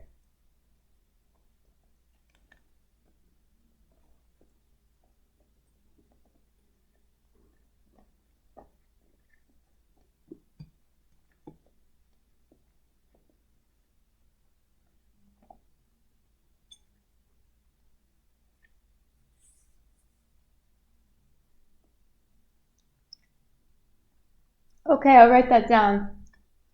It's OTK. They're also looking for a V. I don't know what VTuber means.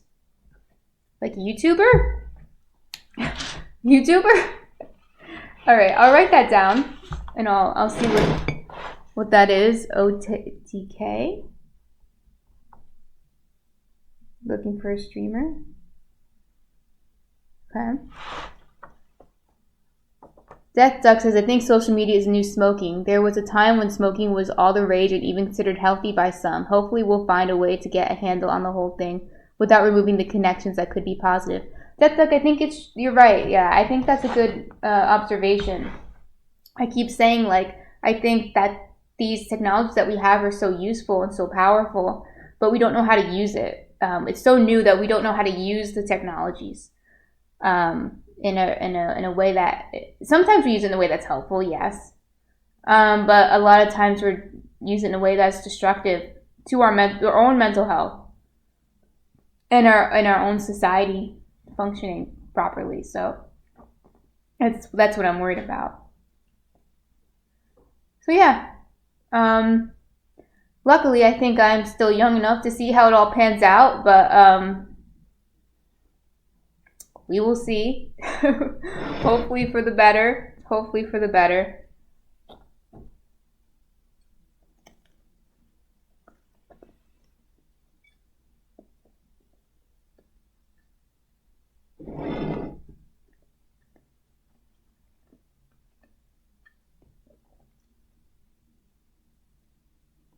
Dean Marshall says the fact no smoking signs are still in airplanes makes me laugh. Yeah, because what would you? I guess some people still try to smoke in the bathroom. But yeah, even in the seating area, there's a no smoking sign. Death Duck says, I think this is the first time I've eaten breakfast with someone online. There's a first time for everything, or most things. So you're welcome.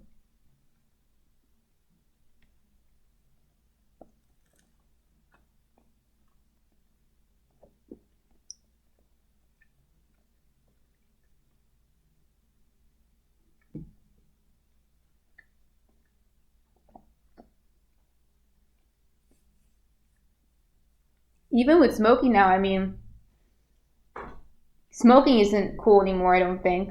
I hope not.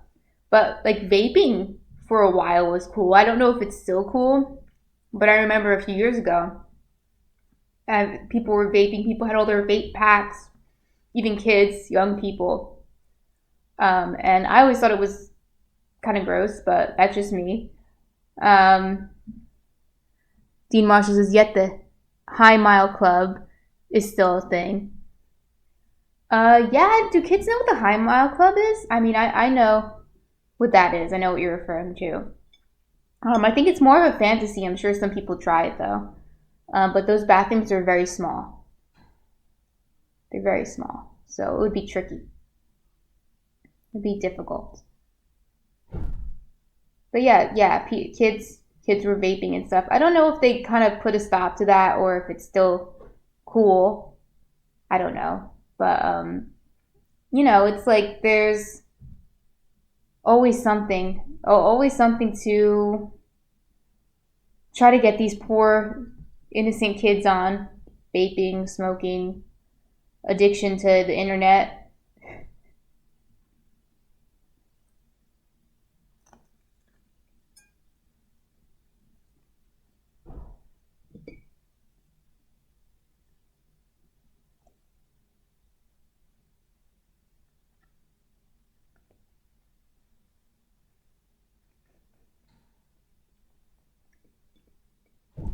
TikTok. I always say, I mean, I know I sound like an old fogey, but at this point, I guess I am. I wouldn't want to be a kid now. I think it's hard to be a kid now. Death Duck says, I feel as if vaping thing was cooled off a bit, but I don't think it'll ever go away. It's too easy to hide since it can't be smelled. Can't be smelled. I think it's just smelled. Yeah, I think the second one was right. You can sometimes smell it. They have the flavor packs, but yeah, it is pretty easy to hide. Hide it easier than cigarettes. They have the little packs, and you could just like put it in your bag and pretend no one saw it. But yeah, I think it cooled down a little bit. I don't see it as much, but it must still be around. But yeah, I always say I'm like I wouldn't want to be a kid now. When I was a kid, we didn't have cell phones until we were like in our teenagers, and even when we got cell phones, it didn't have like easy connection to the internet. I don't know how old you both are, but or anyone else lurking in the chat. I don't know how old you are, but yeah, we had phones, and yeah, we had access to the internet, but it was so limited at that time. And we got more access as we got older, right? And in our 20s, we had like the full access. We had the smartphones and everything like that. And I think that was damaging enough to get it in our 20s. I think a lot of people my age are addicted to phones and older are addicted to phones and internet. I'm a little worried about the kids who are so accustomed to phones and like smartphones and tablets and things that they had it since they were children. Very young children sometimes. It depends on the parents, but sometimes very young children. So that seems worrisome. I'm sure you saw all over at least the kind of cultural news a few weeks ago when people were complaining about kids going into Sephora, and Sephora is a makeup store, and they were like taking like expensive makeup and ruining it or buying it or basically making a ruckus. And these were young kids, like preteens, like 10 to 12, I assume, maybe even younger. And obviously they were influenced to do this by, like Dean Marshall said, TikTok and things like that. Because when I was a kid, we did experiment with makeup maybe when we were 13 and up, but we went to CVS and got cheap makeup. We didn't go to Sephora and buy expensive anti-aging products. Nevertheless, we didn't do that. So that's why it'd be hard to be a kid now. Dean Marshall said Elon's brain transplant does sound intriguing, not gonna lie. Maybe if you have brain damage. If you have brain damage or something, sure, but I think other than that, used for other purposes, like to make, I guess, bless you, it's my cat, bless you, to make hyper, I guess these hyper intelligent or hyper skilled human beings, like these transhumans, I think that's kind of scary. Yeah, the whole challenge thing is strange, that Doug said. I've shown my ducklings tons of videos about challenges going wrong. Is that fighting fire with fire? Death Duck says, sneezy cat is loud. D. Marshall, I have VR goggles. I'm biased. I would never buy VR goggles. I would never. Yes, sneezy cat. Oh, you can kind of see him. He's right there. It's a little loud. It's okay? Yeah. You showed your ducklings challenges going wrong. Like, yeah, I think if, when I ever have kids, I would be very careful of, like, what media they see. Unfortunately, I think these days it's kind of hard to do that, it's a challenge, right? Dean Marshall says you're so missing out on the VR goggles. No, I would never get VR goggles. I think phones are already addicting enough. They already kind of, the apps are programmed to keep you there. So I think just blurring out all of reality, I would not do that. I want to be in reality. I want to live in real reality, not virtual reality.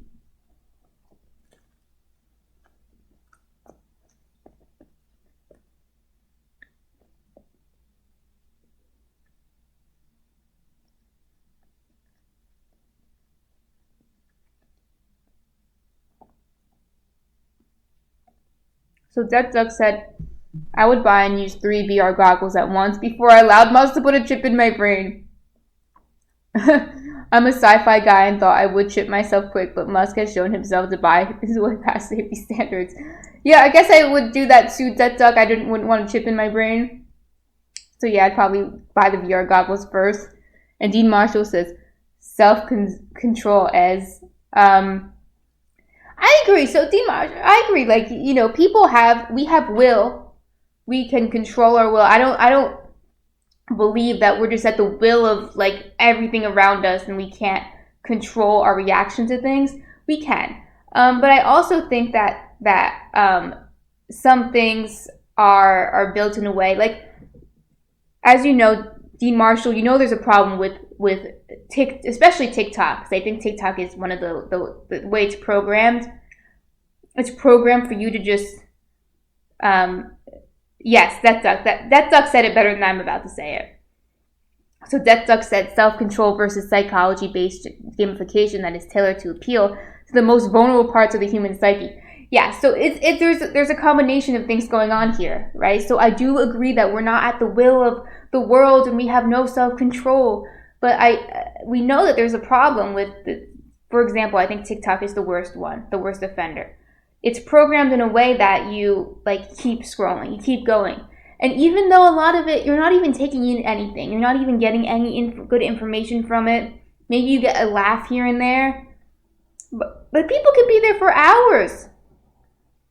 And it's wasting their time, and it's wasting their mental energy, and it causes psychological problems in the long term, right? Because it's like a dopamine rush when you find a video you like or something like that.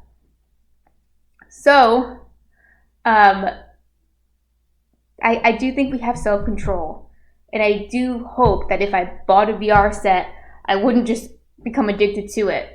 But I also don't think that we should be trying to block out more of reality. I think we should be living more in reality. So Dean Marshall said, well said, if you know moderation. Death Duck said, some people may have sufficient self-control, but modern tech is designed based on how can we lure the most people in. Yeah. Even like, so... I remember I said earlier when we were talking about video games, like I said, I don't think there's anything wrong with video games in moderation, and I know plenty of people who play video games, but video games can be addicting. And I used to play The Sims, and something about The Sims is that, like, when you make a family, you make a little Sim family, move them into a little Sim house, and you get them little Sim jobs, you want to keep playing with them. You want to get them a promotion in their job, you want to get them...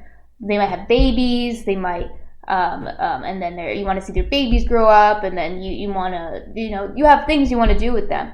So you want to play with them almost every day. It feels like, right? Now you can have self-control and you can do it in moderation, but it's harder to do it in moderation. It's easier not to do it at all. It's easier not to play at all, right? And then you save your time that way. And then when you don't play it at all, you realize it's not a big deal.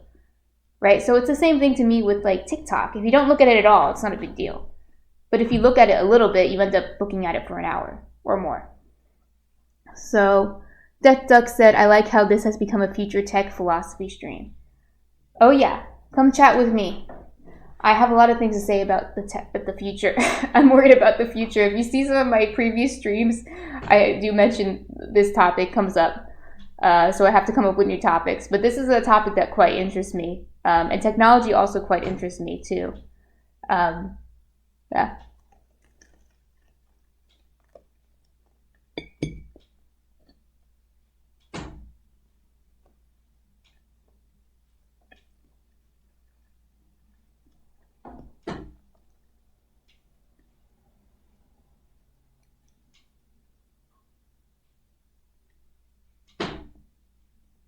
This is interesting.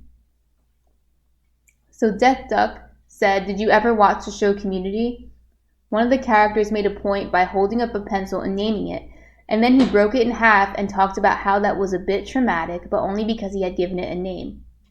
Dean Marshall says Sims is tailored for girls. I can see where you're getting at. Not wrong. Dean Marshall, I think Sims is tailored for girls and women. I think it's more fun for us.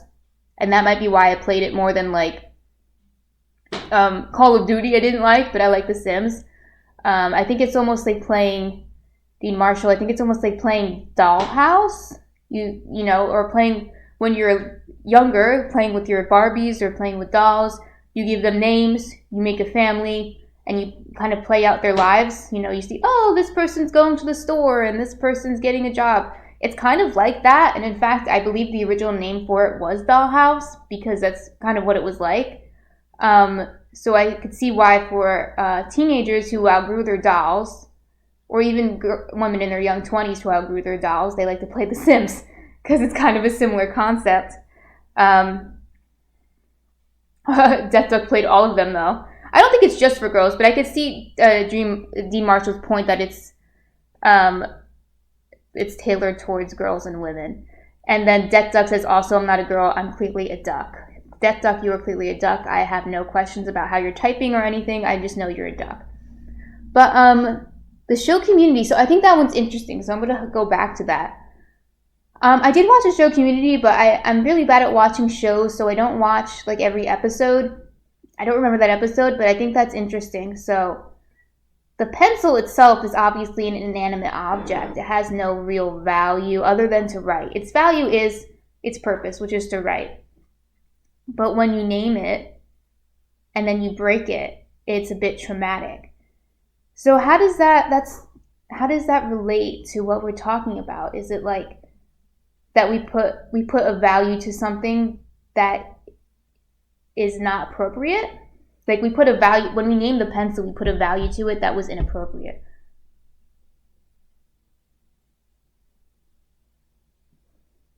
Yeah, Dead Duck says, Dean Marshall, I get your point. Sims is very relation-based. Yeah, Sims, I think, is more appealing to women. But I've known guys who played The Sims. Because Sims is just fun. That's what it is. It's a good game.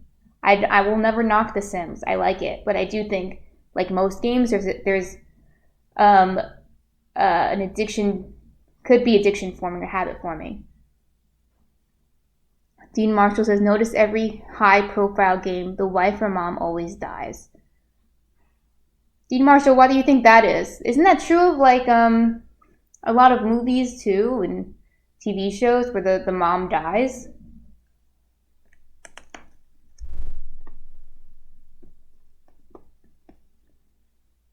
Mm-hmm.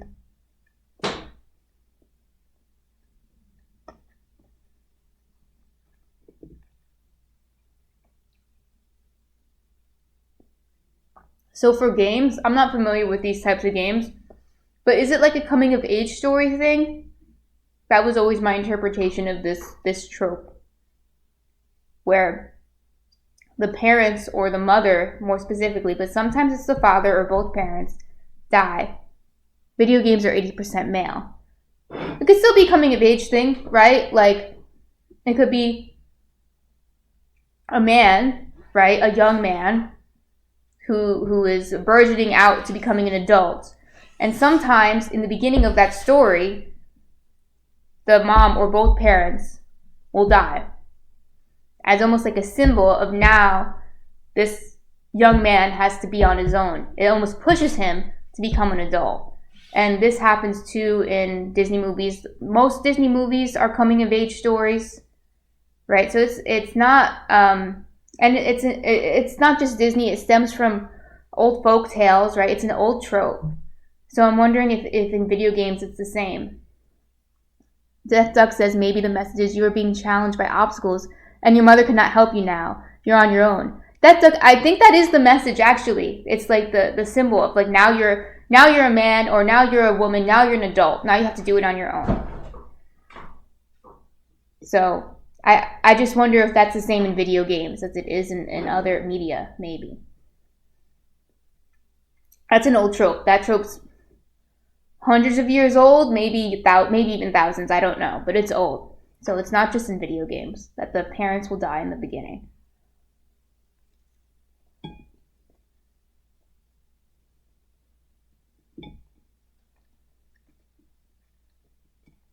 So Dean Marshall, what's The Last of Us? What game is that? What happens?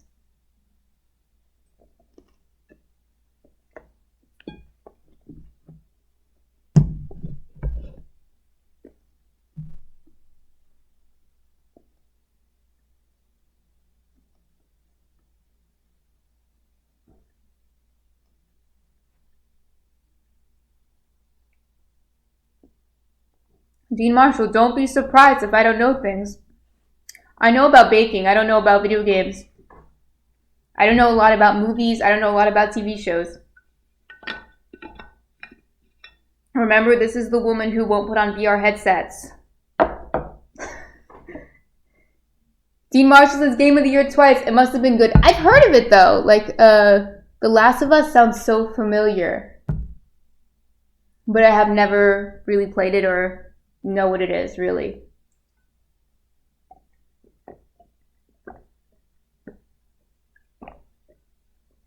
This is just water, if you're wondering. So in The Last of Us, I'm assuming the main character is a male. Okay, Mom says it was a show too, right? Yeah, it sounds like it was a show, but I don't know. They made a TV show. Okay. And the TV show was based on the video game.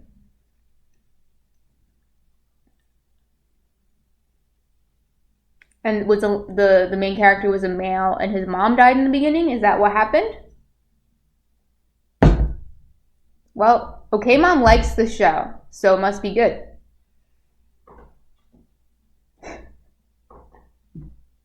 Must have been a good show. More than just a mom. She's not just a mom, she's an okay mom who likes The Last of Us TV show.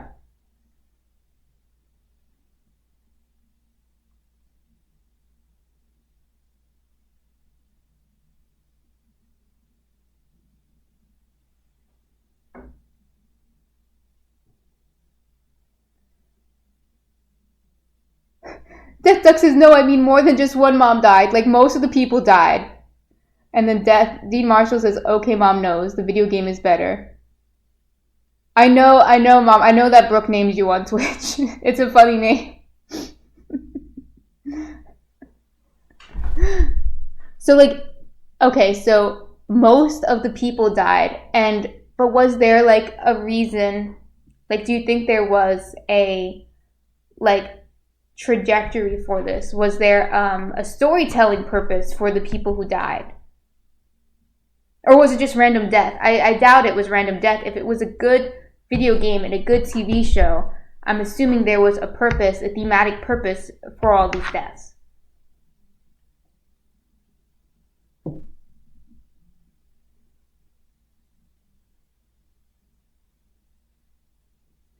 I'm asking you to analyze your favorite video games, so this is why I'm here. I also teach English, if you're wondering, so this is why I'm here. I think there was a virus that was killing everyone, said okay, Mom. Oh, so it was like kind of like zombie. Death Duck says post-apocalyptic, sort of newish, sort of zombie type story. Yeah, that's kind of related to what we were talking about, right? Because all of these post-apocalyptic stories are kind of getting at something going on within our culture. They're all getting at something that is troubling about perhaps the future of society, but most importantly, something troubling that's burgeoning in the current society, right? So, I mean, all of these virus type zombie movies, plant-based, that's like a plant-based infection, the mushrooms came for us. This is why I think vegans need to be careful before we all die. Yeah, I'll be careful. It was the mushrooms.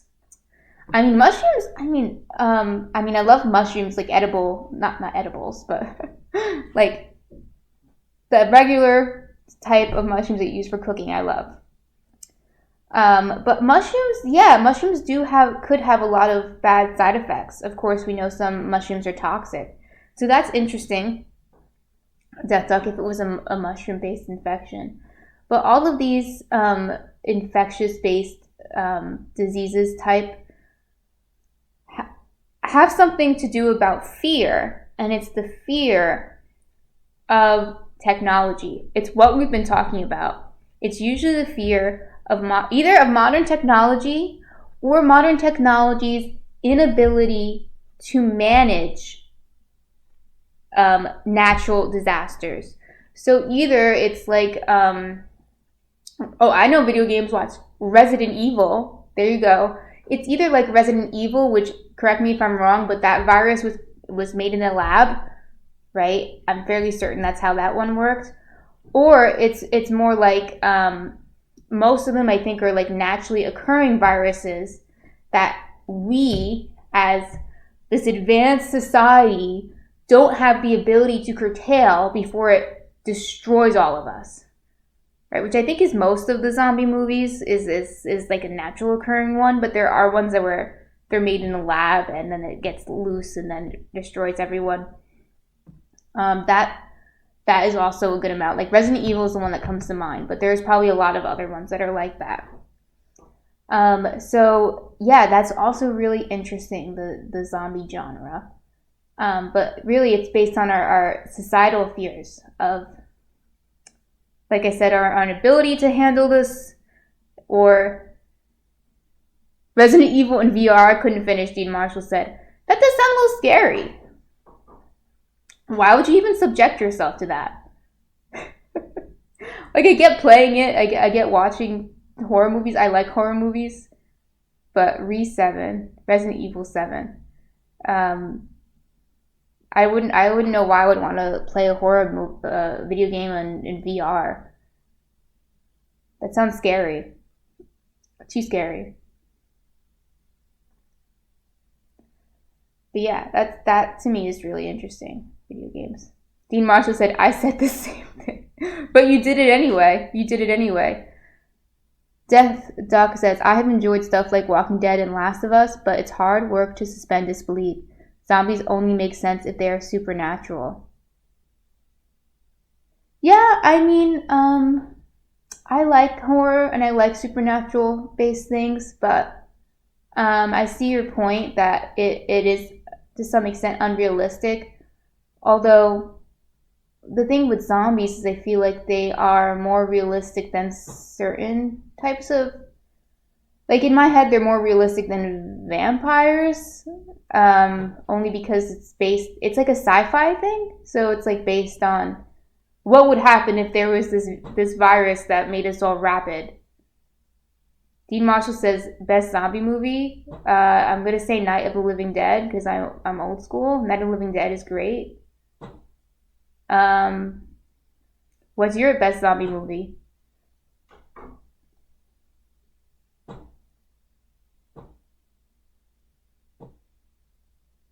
But yeah, Night of the Living Dead was interesting because that dealt with the decay, I would say, of society in a very secluded way, like within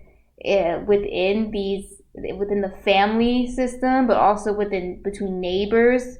Is really interesting. Death Duck says infection-based zombies should die off very quickly since their only food source is also their only way to propagate their species. That's a good point.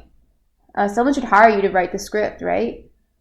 So yeah, they would eventually die off because they don't have enough sustenance. 28 weeks later. Yeah, that 28 weeks later, I think I may have... Is there two of those? Is there 28 weeks later and 28 days later or something? I think I've seen one of those. And OK Mom said I saw Night of the Living Dead at the drive-in movie when I was very young because she is lucky. And what is old is gold. And then Death Duck says, good example. Death Duck says, oh, I think Dean Marshall meant days. Yeah, I think I saw 28 Days Later, but I think there's a sequel to it. And I think I liked it. I think I remember liking it. It doesn't stick out to me, though. But Night of the Living Dead is very good. Zombies being fast, forget about it. Yes, so... What was that movie? It was based off a book that was relatively popular. Now I can't remember it. It was probably 20 years ago, and it just made me laugh so much. Well, not 20 years ago. Maybe it was like 15 years ago. But I can't remember the name of it, so it doesn't matter. That sucks says, oh, I just looked that up. There was a Weeks one. But yeah, the idea of fast zombie was pretty great. I think it's silly. I think the fast zombie is a little silly. But, yeah. Yeah, zombie movies are cool. There was a period of time when I was younger that where zombie movies were like very, very popular. Very, very popular. I'm sure you remember. And it's interesting because the way I see it is in periods of time where we have it a little too good, we tend to try to rile up our innermost fears. Death Duck says, well, I liked it in that it is a different way of zombieing. Yeah, it is. Otherwise, I still stand by my supernatural preference. Yeah, it is a different way of zombieing, for sure. But we tend to rile up our innermost fears when we're in periods of like good times. Generally, like good economic standing, not too much war going on. Let's say relatively peaceful. But I think it has become like, for example, the idea that a virus has turned everyone into zombies. I'll take a zombie over a clown any day. Clowns, I mean, clown movies are a little silly usually, but there is It. That one's a classic, but usually the clown movies are a little silly. But now the idea that we're going to make a whole movie or a whole TV series, I'm sure people try to do it. I'm sure I'm not up with the times, but I doubt it will become as popular now, like say, for example, making a new version of The Walking Dead or something like that, because it's just too real. The idea that a virus will turn people into zombies it's too soon after, say, we had a real pandemic, right? When things actually kind of get not so good, poltergeist under the bed, forget about it. If there was a poltergeist, you probably wouldn't see it under your bed, but you might feel it pushing up on you. Because poltergeists move things. But yes, when things are, like right now, things are a little shaky. People are fighting. We just got out of a pandemic. There's a recession, blah, blah, blah, blah. I think right now the horror movies are not as good. Which is interesting. You think they'd be better. But now I think we just want cheap thrills. Whereas before the pandemic, there was actually a lot of good horror movies going on and being released, like Hereditary, Midsommar, and I can't think, The Witch was really good. There's a bunch of other ones. I can't think of all of them, but those were very, very good and very well thought out, and they were supernatural based as well. But they weren't zombie movies. I'm not super big on zombie movies, although I like discussing them. But I do think that now it kind of tamed it down a little bit. But before the pandemic, we had a lot of good horror movies coming out. There was another one. Was it just called Lamb? Now I don't remember, so I'll have to look it up later. But it was also great. There was a lot of great horror movies coming out. Dean Marshall says you have to play Resident Evil 7. Why do I have to play Resident Evil 7? What's so different about it compared to the previous Resident Evils that I have to play it?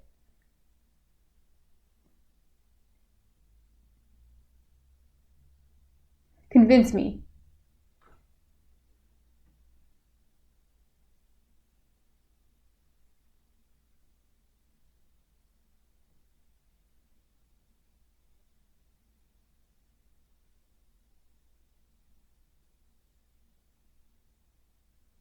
Dean Marshall says, you're a streamer. I'm not convinced. That wasn't a good, convincing argument that I'm a streamer.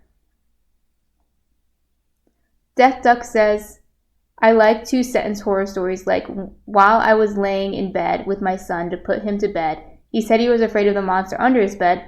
I looked under his bed and my son was there saying, Mommy, that's not me in bed with you. That's a good one. Yeah, like flash fiction is good. I do like flash fiction. Horror stories are usually really good. I have a few collections of those. I like horror stories. Dean Marshall says your reaction. But I can react to lots of things. Why is that the best thing to react to, Resident Evil 7? Because I'll be scared, or you want to see me jump? Because I'll probably jump if something comes out.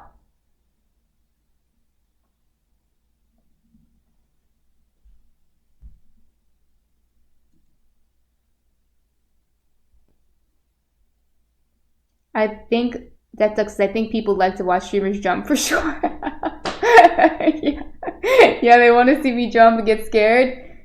That duck says ducks do it as well. I'm not trying to be racist or speciesist, really.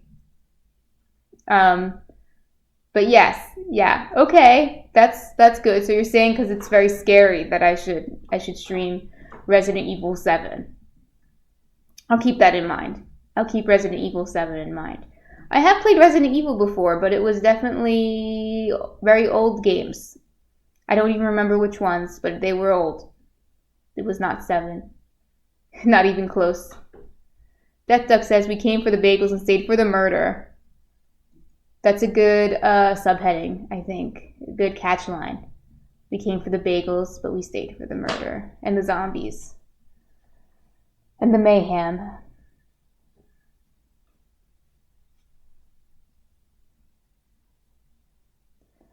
But yeah, what time is it? 10:20. I should probably check on the banana bread soon. And then we can, wait for it to cool and I can try it out with you guys. Dean Marshall says, or put the torture of Dark Souls. Or put you the torture of... I don't know what that means, Dean Marshall. What Dark Souls? And Death Duck says, what grade do you teach English? Very good question. So I actually teach college level English. Right now I'm working as... I've taught like classes before, but right now I'm working more as a teacher's aide. I took a step back a little bit. But yeah, if you can imagine, that's why I like... When you talk about video games and parents dying in video games, that's why I have this a whole lecture on why parents might be dying in video games. Like I can analyze that, and I like to do stuff like that. Not necessarily with video games, but in general, storytelling techniques. I think that's interesting. But yeah, I've also taught younger ages before, but mostly adults, teaching adults. Yeah, but thank you for asking.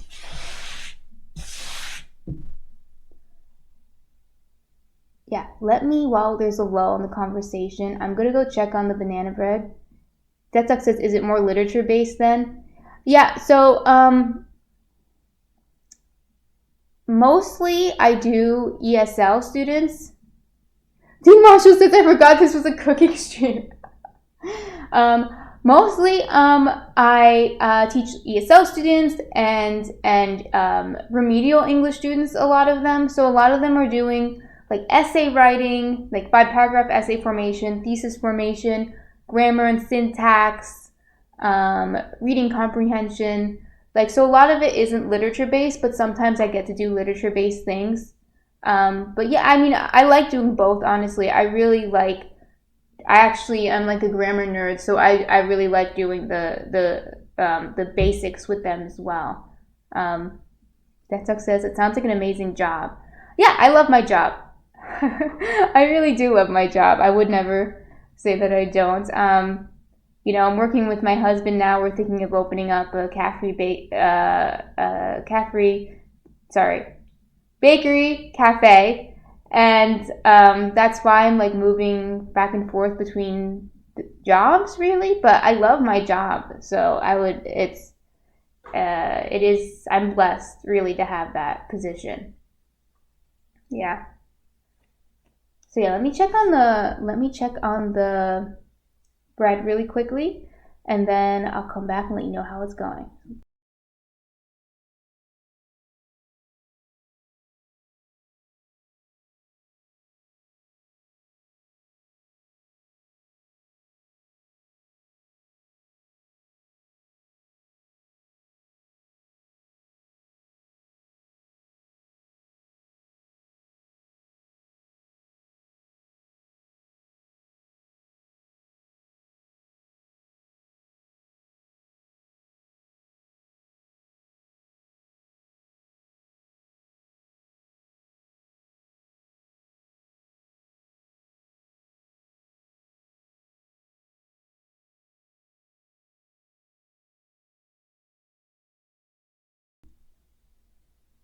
Dean Marshall says, I still hate clowns. Dean Marshall, what do you hate about clowns? Because really, I haven't seen a clown in a while. Death Duck says, I like the Be Right Back cafes run by bears. Has a bit of a cat theme going on, but seems to cater exclusively to rabbits. Yes, I really like the Starting Soon and Be Right Back screens. I like them a lot. I think it's very interesting, Death Duck. I noted what you just noted when I first saw it, and I really liked that. It's run by bears. There's a hamster in the cash register, it seems. There's a cat on the coffee pot, and there are rabbits at the cafe, patroning the cafe. So I don't know what's going on there, but I find it quite interesting. So yeah, it is a fun image to look at, and it is a very happy image too. Death Duck says, sorry, didn't mean to derail the clown convo. Yeah, so I was wondering, Dean Marshall, why you hate clowns, because I haven't seen clowns in a really long time, like actual clowns. I don't think they're invited to children's parties that much anymore. Even when I was a kid, I don't remember really seeing clowns. Maybe making balloons on the boardwalk. Maybe. And then circuses aren't... When's the last time you've been to a circus? Yeah, my cat's in the back. He's eating now. So when we're done, he can come say hi to us. But we have to wait until I clean up all the food stuff because he's shedding a lot. So he can't be up here unless there's no food up here. But yes, my kitty's back there eating. But yeah, I haven't seen... And when's the last time you've actually seen an advertisement for a circus coming to town? Like, do circuses come to town anymore? And if they do, who goes to them? Because, I mean, even when I was a kid, I didn't like a circus. So I think it's just out of style. So when you say you're afraid of clowns, like, what are you afraid of?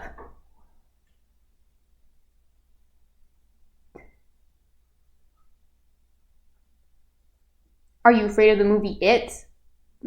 Or maybe some... There was... I forgot his name. I'm sure Dean Marshall or Death Duck remember his name. There was that serial killer who dressed like a clown. And I think that might have ruined the image of clowns forever.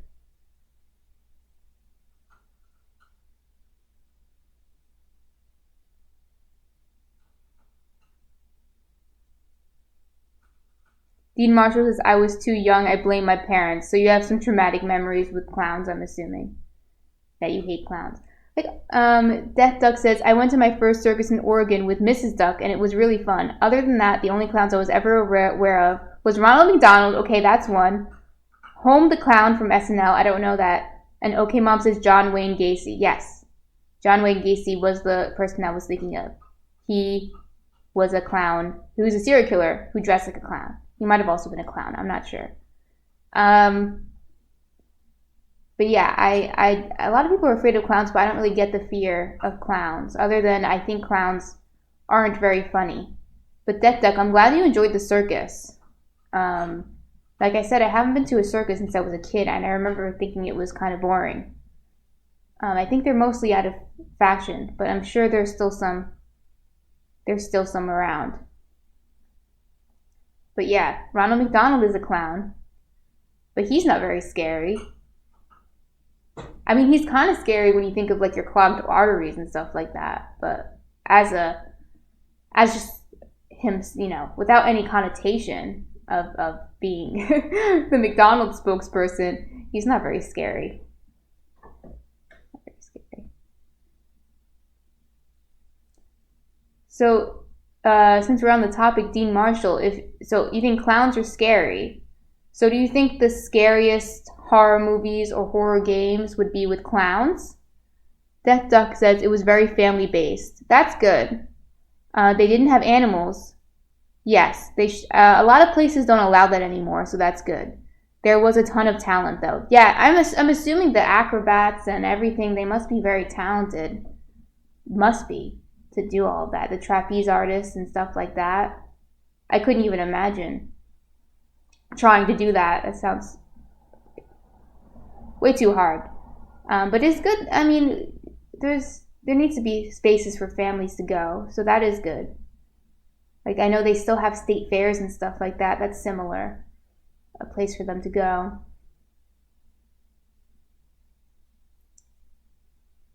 But yeah, Dean Marshall, do you think that the scariest movies or video games are with clowns? Or that's just a personal fear?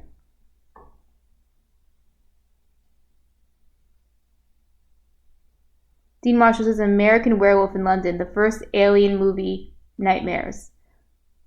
The first Alien movie is really good, actually. I agree with that.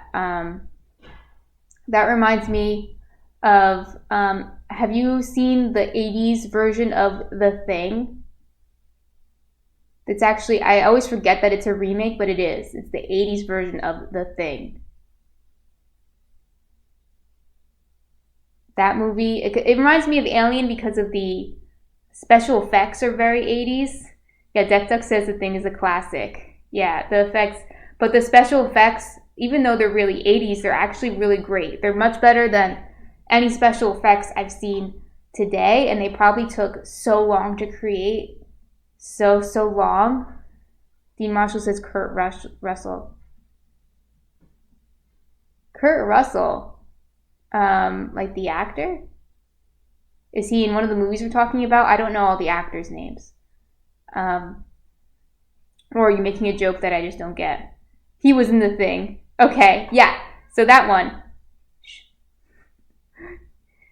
So my cat likes to run to bed and then cry for me to get in with him. So he's gonna have to wait a few minutes, but yeah, he'll get over it.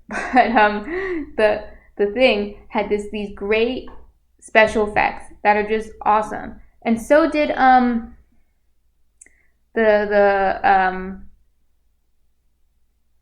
oh god, the one with the guy with the spikes in his head was also an 80s movie. No, I can't remember it. Yes, the Cenobite, but the first movie. What was it called? Hellraiser.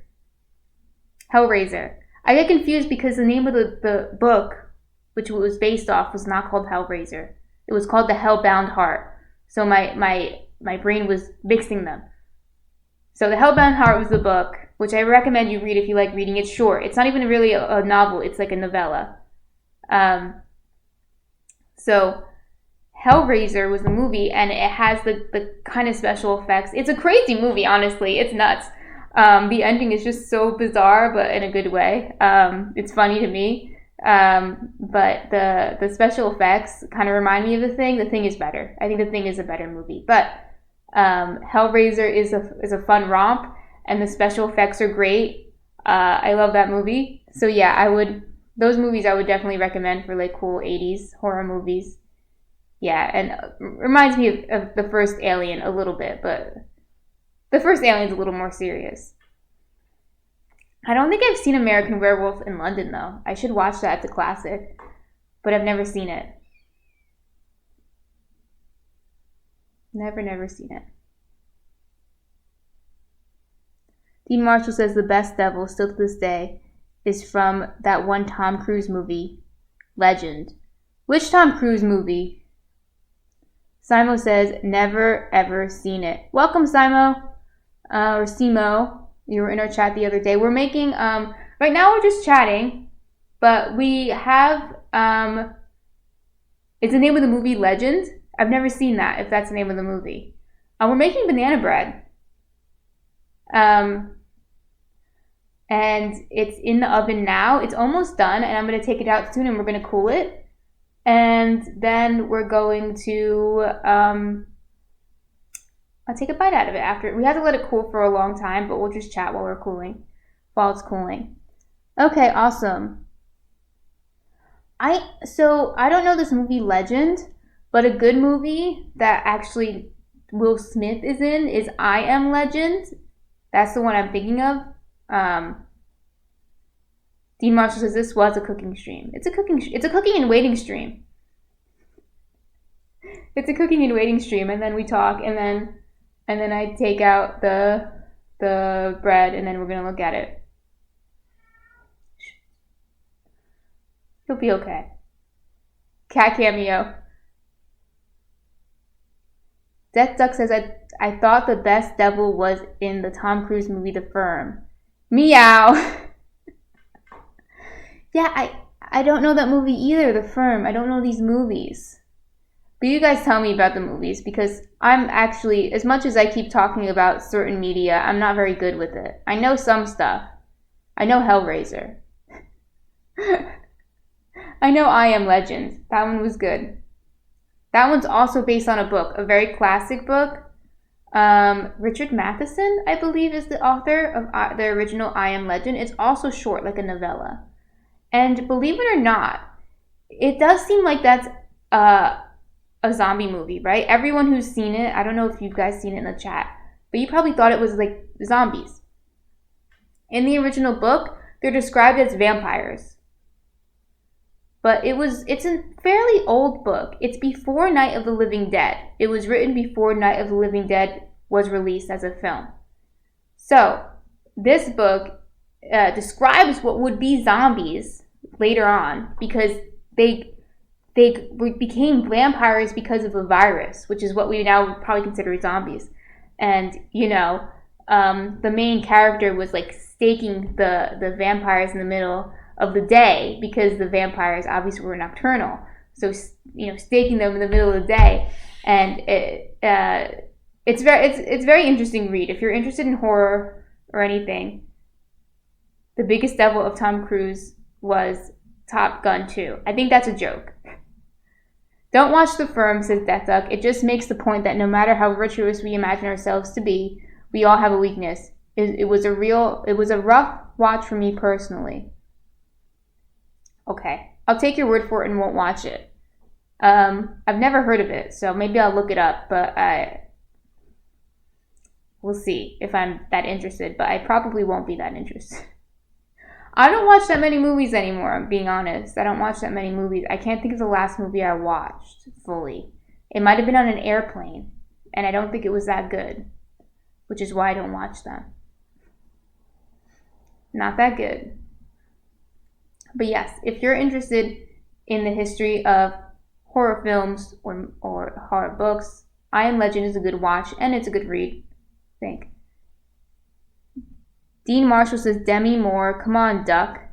Death Duck says, yeah, just read the synopsis. That's enough. The visuals were powerfully disturbing. Why even? It's too disturbing to watch. So yeah, it's too disturbing to watch. I'll take your word for it. I mean, there's a lot of disturbing movies that I really like. Like, has anyone seen in the chat Hereditary?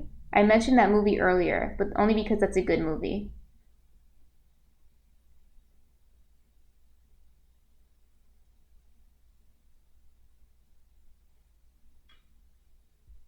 Maybe not. Demi Moore, says Death Duck, I prefer a whole Moore. Yeah, I agree with that. Whole Moore is better than the demi. You want a whole one. Grammar jokes.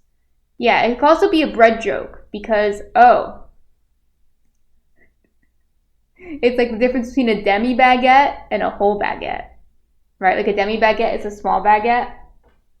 So yeah, you want a whole baguette. But yeah, we all want whole Moores, if that makes sense. But yeah, you guys haven't seen the movie Hereditary, it seems, so I'm not going to give it away. But there is one scene that is very disturbing in it, and I've heard a lot of people stop watching after that scene, and it comes pretty early, like not even halfway through it comes, and it's like very shocking, surprising that it's there. It feels like it would be towards the end of the film. But it was really well done, I thought. It was really great. So if you're interested, I recommend watching that. If you like horror, Hereditary is great. It's a great film. Great.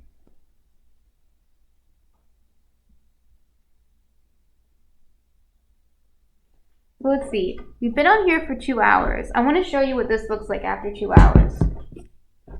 This is the bagel dough we're working on. Look, it is a little bigger, right? And look, it actually, this should be closed, but it's closing pretty easy. So it's a little bigger, but not that much, because we're using sourdough instead of yeast. So when we use sourdough, it takes a long time to rise. So this is going to take at least 2 more hours. It might take 4 more hours, right? And we want to get it. So I use this 2.5 liter. Yeah, it had some noticeable rise, right? Yeah. And I use this 2.5 liter bowl because it's easy for me to tell when it's done rising. When I'm baking for like the farmer's market, I use like these big containers and they have lines on them so I can see how much it's risen by the lines. But this doesn't, obviously. This is just for one person. But I like this for one person, or for, not for one person, but for one dough, right? One batch. So when it comes all the way to the top for this amount of dough, I know it's done, basically, right? I wait for it to come almost all the way to the top, and then I can shape it, or I can put it in the fridge for tomorrow to shape. But that's how I know it's done. So this makes it easy for me to visually see when it's done fermenting. Otherwise, a lot of people make the mistake when they first start. There's the cat in the back. When they first start baking sourdough, they usually make the mistake of under fermenting. And then when you under ferment, you're not going to get the right texture and you're not going to get the right oven spring. And if you under ferment severely enough, it will not even be really edible. But if you only slightly under ferment, it'll still be edible. It'll still be fine. But severely under fermented, it's like not even bread. It's just not, it's just wrong. But yes, so for this one, we're going to wait until it comes almost all the way to the top. Okay. Yes, little guy?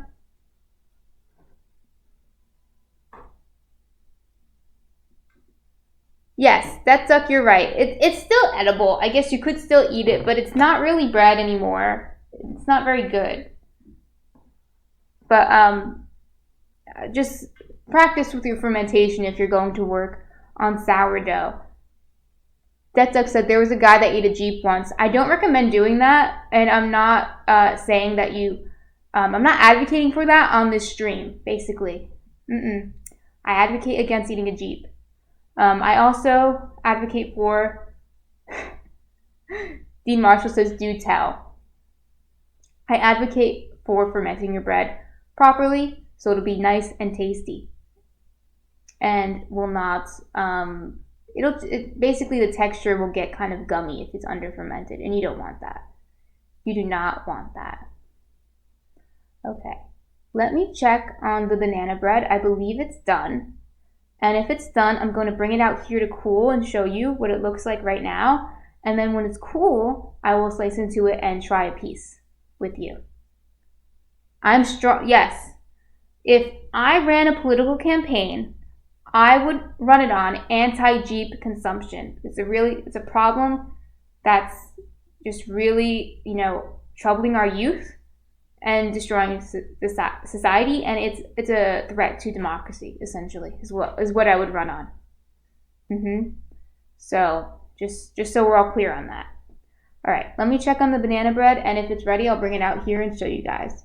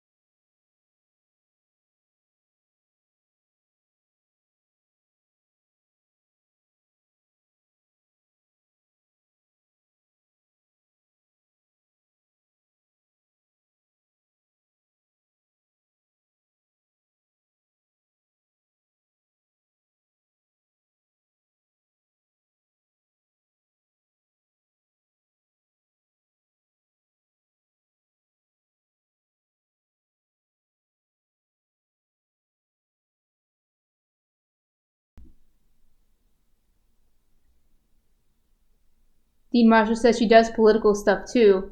She's already working on her platform. I like that Wooden Sign continually updates itself. Dean Marshall says, I just clicked on a random stream. Who knew? Well, thank you for coming, Dean Marshall, and clicking on a random stream. I'm happy you're here. I'm very happy that you're here. But yes, I'm working on my political platform. I'm a woman of many skills, many skill sets. I'm going to show you the banana bread. So, here's what it looks like. It filled up the container perfectly, like I said yesterday. It overflowed. I put too much batter in. So today, I kept the same ratio. Who were those gloves made for? They're made for me. Yeah, I have small hands, so that's the problem. Yeah, I have small hands. But they're oven safe gloves.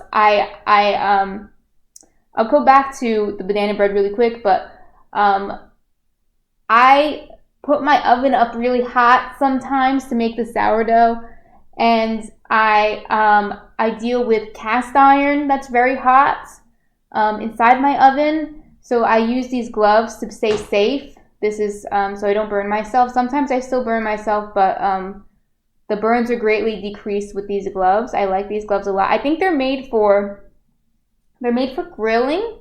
So I think they're made for men, really, for men on the grill. That's why they're big, and I have small hands. Dean Marshall said those gloves remind me of a clown. I'm out. I'm sorry, Dean Marshall. Stay or look away for a second, and then I'll take off the gloves. But yeah. Death Duck says that tracks. Yeah, so these are my gloves for baking, especially high heat.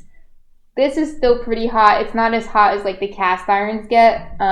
Those get really hot and you have to be very careful. But this is what it looks like. It filled up the container perfectly. And if I put a lid on it, it would have been perfectly square. I decided not to, but I'll see if I want to keep it like this or if I want to put a lid on it. I'll take off the gloves so Dean gets... I don't want them to pee in the screen for Dean. Poor Dean. So all I did was I used the same ratio of dough, and I just lowered the amount that I used of everything, but with the same ratio. By a third, I lowered everything by a third, and worked perfectly. Nothing spilt everywhere. Yesterday, things spilled out of the container. I was like, oops. But it was in the oven for 70 minutes.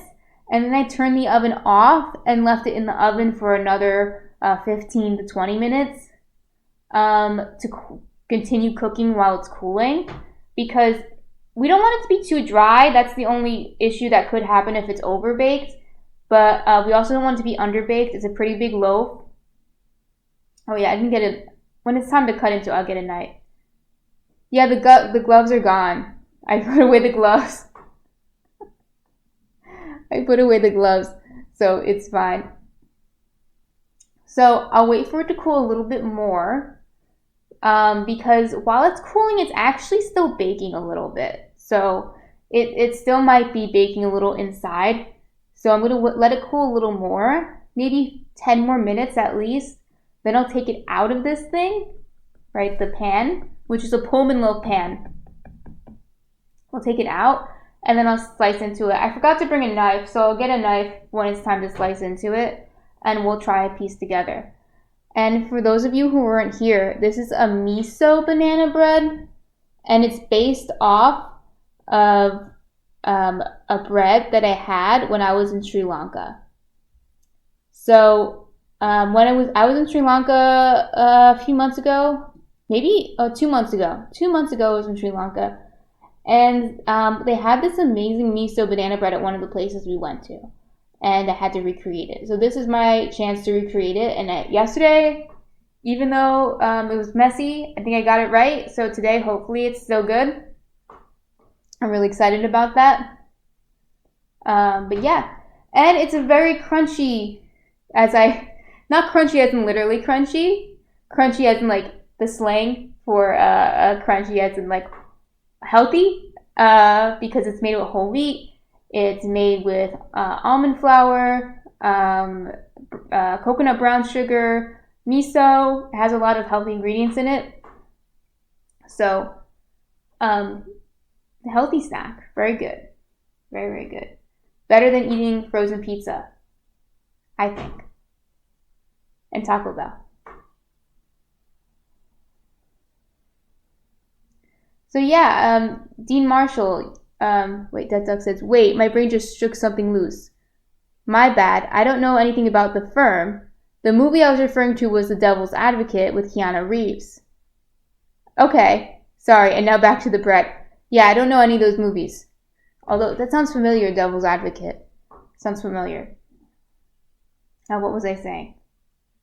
Oh yeah, Dean Marshall, you don't bake, right, or cook? I think Death Duck says sometimes he cooks, but Dean Marshall, you do or don't cook or bake. Because if you do bake, I was going to ask you, what do you like baking, or what do you want to learn about baking, if anything? This, like I said earlier, Dean Marshall says I thought that was sus. Yeah, maybe it was sus. Like I said earlier, this is a quick bread. And it's quick because it doesn't require any rising time. I just use baking powder in it. And quick breads are usually a little bit more like cake, as you'll see. And as you probably know what banana bread looks like and tastes like, it's not just like a bread, like a bagel or like a sourdough loaf or even like a prepackaged bread that you get at the grocery store. It's moist, dense, a little dense, and sweet. So it's a little bit more like a cake. And we'll see when we cut into it.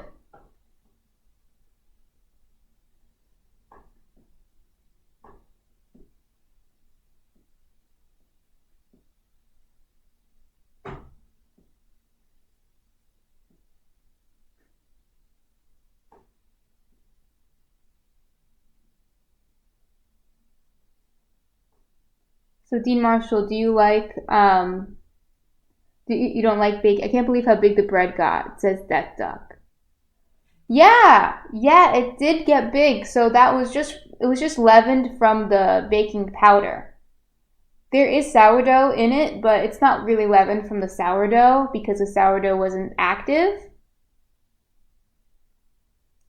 Yeah, we can do that. So you can stick a toothpick in to make sure that it's done. I don't have a toothpick on me right now, but that would be helpful. I do have one probably hanging out in the bathroom of all places. But what I do to check that it's done is I kind of just feel it on the top to see if it's sturdy, right? So right now it's a little warm still, but it's not too warm. I'm checking to see if it's sturdy. And if it still feels like a little bit like it's going to fall apart, it's probably not done. Yeah, that's good with experience. Yeah, but if you have a toothpick, you can stick it in and take it out and make sure it's not wet. But yes, yesterday, for example, even with experience, because the bread was there was too much dough, it was a little too moist on the inside, right? So it was right in the middle. This middle part was not done all the way. The ends were done, but the middle wasn't. It's because the bread was too big. But this one should be okay. This is, again, my second recipe test for this recipe. And I'm going to post it once I'm done. I'll post it on my blog. And I'll post... There's already... no, there's not. I'm sorry. I lied. There's not already a video of this. There will be a video of this on my YouTube and on my TikTok. But there is a video of the bagels on YouTube and TikTok if you look at it. But yes, if you want, and we could actually do it. If you give me a second, I can go get a toothpick and I can show you to stick it in and take it out. So give me a sec. I'll get a toothpick and I'll show you that it's done. Yes, I'm everywhere. Please follow. It's Jersey Girl Bread Shop everywhere. I'm on YouTube, TikTok. I have a blog. My blog is just jerseygirlbreadshop.com. It's actually my website for my cottage bakery, but I'm also using it for the blog. So you'll see a tab that says recipes on it. So yeah, follow me everywhere. I'm there. Comment on my stuff. I'll respond. Death Duck. Dean Marshall says, are you an affiliate on Twitch? No, I'm working towards that. I just started last week. My sister told me to start. So hopefully soon, if I get enough traction, if people are interested in watching me, then I could become an affiliate on Twitch. So hopefully. So we'll see. Spread the word if you want me to be an affiliate on Twitch. Spread the word and get some more eyeballs watching me and some people in the chat chatting with us. That would be fun. Okay, I'll be right back.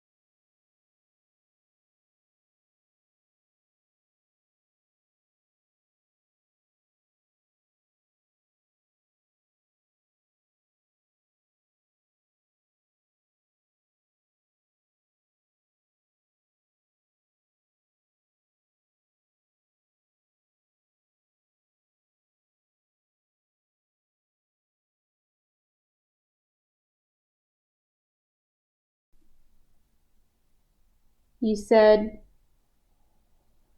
thank you, Death Duck. I like the graphic too. I think the sandwich board is showing that a hamburger becomes a hot dog. Is that what it is? I have to look at it again. I can't find a toothpick, so never mind that. Next time, maybe if I can find one. I know my husband put them somewhere, so I'll blame him. But it's okay. It's done. It just needs to finish cooling. So I'm going to let it cool in here. Because, like I said, believe it or not, it's still baking while it's in here. So one thing that happened yesterday is I had to go to my friend's house.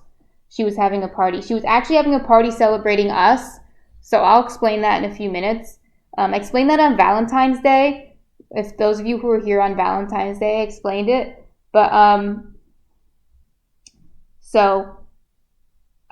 you have to let it cool all the way. Because then it could also be too, like, mushy in the middle because it didn't bake all the way. Death Duck says I also moved the toothpicks around the house in order to throw off Mrs. Duck. Great fun. Yeah, that's what husbands are for, right? They're for moving around the toothpicks. And other things, other moving things around the house. I feel like wives do that too, though. I feel like Mrs. Duck might do that to you for certain things. So yesterday I had to go to my friend's house for a party. And I didn't have enough time because the bread took longer to bake than I thought. And then I didn't have enough time to cool it. So the middle was just totally underdone. It was just not good at all. But the ends were still good, but the middle no good. So letting it cool is very, very important. And yesterday, so a side note, I mentioned this on Valentine's Day, and if you look on my TikTok, and I think on my YouTube too, Dean Marshall says, besides your sister, is there any other streamers you follow? No, right now there's no other streamers that I follow. I just started twitching, as I call it. Last week.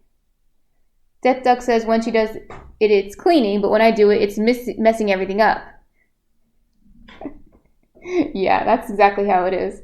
Right now I don't follow any other streamers besides my sister.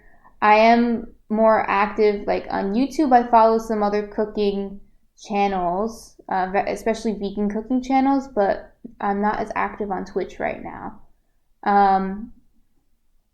But I'll have to follow Princess Pizza if you were being sincere about that. What is LSF? I am actually on Reddit sometimes, but usually just for random things, looking up random things of what people say. when I want to know people's opinions, sometimes I go on Reddit and think, oh, what do people think of this? What's the general consensus, the Reddit consensus on this? But what is LSF on Reddit? But yeah, yesterday I went to my friend's house. I usually have the stream on Saturday, but this week we had it. Light safety facts. Twitch drama. So, okay. I'll assume that I just shouldn't be on there. Light safety fact. Twitch drama. I went to my friend's house yesterday to celebrate our 8-year anniversary with me and my friend. And me and my friend met on Valentine's Day 8 years ago. But it was for a whale conservation, what would you call it? Fundraiser. Lost Sandwich Faces. Yes, Lost Sandwich Faces. So it was a whale conservation fundraiser. And it was also a bake sale. So it all comes full circle. It was a bake sale. So I baked my chocolate beet muffins. They're also vegan. Everything had to be vegan because it was a vegan organization. It was at Mushu's in Chinatown. So I got on the bus. I took the bus down. I had to go, then get on the train and go to Chinatown. So I had to take the bus to Manhattan, then take the train down to Chinatown with my chocolate beet muffins. And Michelle, my friend, sorry, I shouldn't mention her name, but you don't know her. So my friend had to do the same thing. And up the opposite way because she lives in Brooklyn. And that's where we met. We met at a Mushu's, and it was called Valentine's Day. So that's why I celebrate Valentine's Day instead of Valentine's Day. So that's my story about what I was doing yesterday. We were celebrating Valentine's Day. We had a whole party to celebrate us. So yeah, I recommend celebrating Valentine's Day. Yeah, it is pretty awesome. I think a lot of people don't have a story like that. Well, everyone has their own individual stories, but like that's a fun one, how I met my best friend.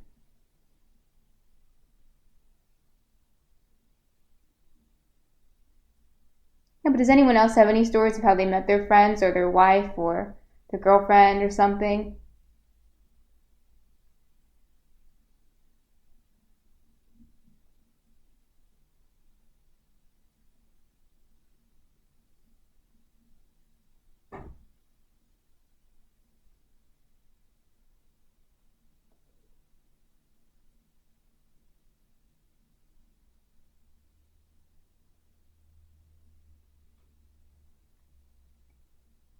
Death Duck says, I met Mrs. Duck in a parking lot where we were playing volleyball. That's actually pretty cool. That's pretty cool. Yeah, because I met my husband on Tinder, of all places. So that's where I met my husband. Not as cool.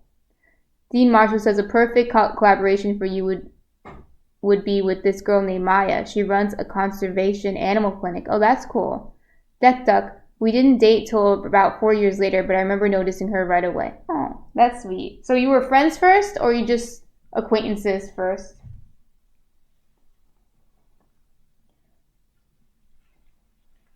So Maya's a Twitcher. You have to send me her. Is her name Maya on Twitch?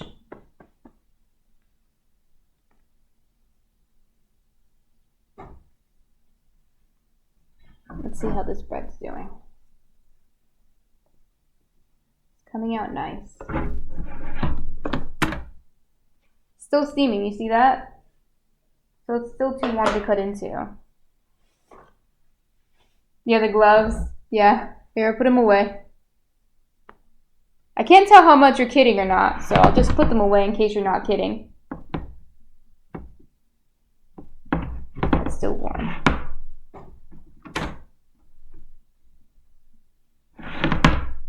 I'm trying to move it without moving this whole thing. I'll just move this. There you go.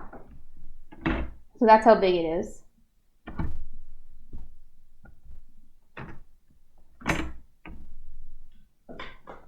Try to get this thing out.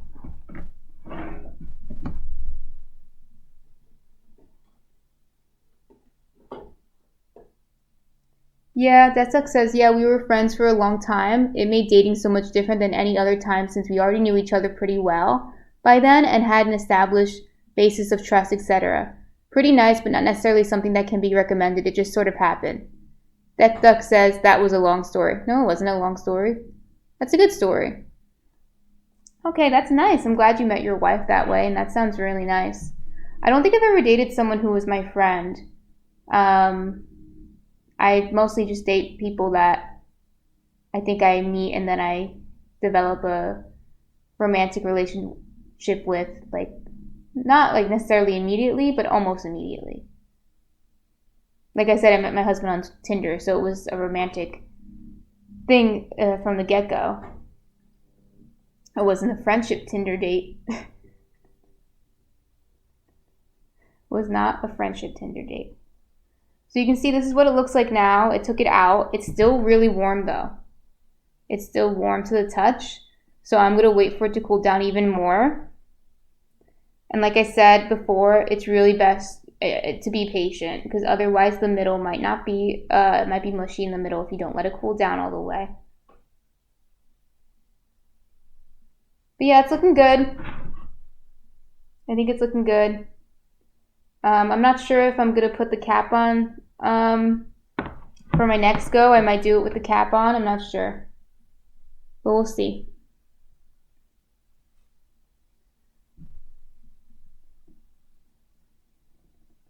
So let me write this down. Oh, putting away the gloves. NK07 Road King. NK07 Road King says, hello, Lisa. Hello. I'm assuming whoever just messaged might know who I am. It's Uncle Jack. Hi, Uncle Jack. How are you? We're making banana bread.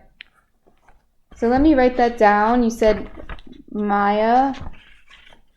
I'll look into that.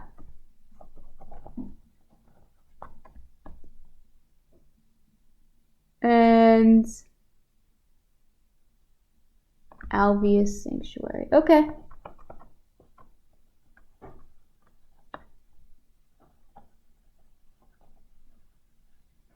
Uncle Jack, we're actually almost done. I'm just waiting for it to cool now, and then I'm going to try a piece.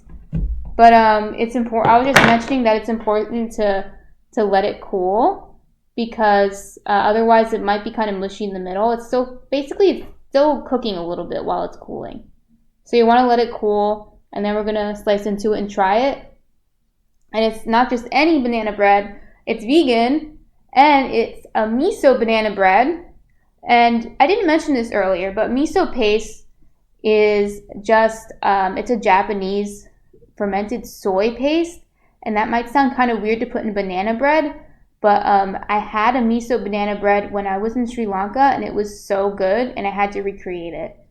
And it is really good. The miso, you can't taste it directly, but it's like a kind of salty undertone to it, so it's really good. Yeah. Dean Marshall says she welcomes all streamers to get the word out on her animals. It's pretty cool. Yeah, that's great. That sounds great. I haven't, there are animal sanctuaries here in New Jersey. There's one, like, more famous one, like a bigger one in upstate New York. I always wanted to visit one, but I haven't visited one yet. And I think it's really important work what they're doing. You know, eventually when I have a house with land, I would like to have some rescue chickens.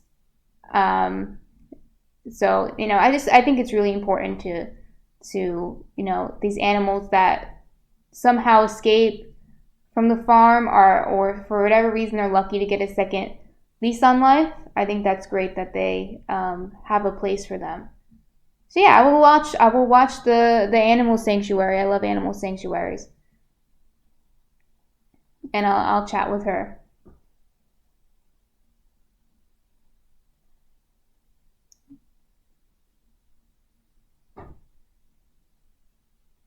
So Dean Marshall, you like to watch video game streamers, I'm assuming?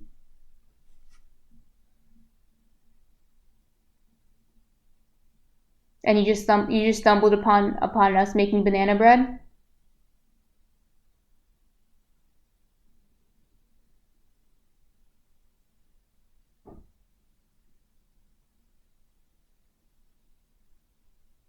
Dean Marshall says, just giving you easy connections. Like, thank you, Dean Marshall, for considering me a new streamer, giving me some connections. Death Duck says, okay, now I also want to write a story about chickens escaping from farms and being led to chicken rescue sanctuaries. I'm going to call it The Chickens Ran. That is what Chicken Run is about, isn't it? I'm assuming you're referring to the stop motion animation film that is about chickens escaping the farm. But in reality, this does happen. Just a few months ago, Death Duck says, dang it, it's already been done. Yeah, look up Chicken Run. I'm assuming you're joking, but look up Chicken Run. So just a few months ago, there was a cow that escaped a farm in New Jersey, and he was in the subway station. I don't remember which one. I think he was in Jersey City. I think he was in Journal Square in Jersey City. So Dean Marshall says, don't ducks hate chickens? I'm not sure if that's true.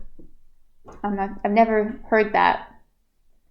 But and it was a bull too. There was a bull in the train station in Journal Square. Now, for those of you who, I know both of you who are talking right now are in the West Coast. I don't know if anyone else who's watching, who's just lurking. Death Duck says, nah, we just hate geese. Geese can be jerks, but, they're just trying to protect their babies. That's quacktastic. Okay, geez. There was a bull in Journal Square in Jersey City, and if for those of you on the West Coast or elsewhere, it's a very populated area. It's a city. It's busy, and there should not be a bull there. And he was just on the subway tracks, and I saw a bunch of videos of it, and it's just wild. But they did rescue the bull, and they brought the bull to an animal sanctuary. So now the bull is living its best life in an animal sanctuary. So these things do happen, as crazy as it might sound. And luckily they have places for these animals. There was another, I don't remember where this was. I don't think it was in New Jersey, but there was another instance where a cow ran away from the farm and was living in the woods with deer. Bye, see you later. It was living in the woods with a bunch of deer. So there's pictures of there's deer eating grass, and then there's a cow in the middle of the deer, and they did capture it eventually. They captured the cow and they brought it to an animal sanctuary. But like I said, these things, they do happen, which is it's pretty crazy. It's pretty wild to think about it, but yeah, I'm happy that the animal sanctuaries exist for this purpose. Yeah. But yeah, geese.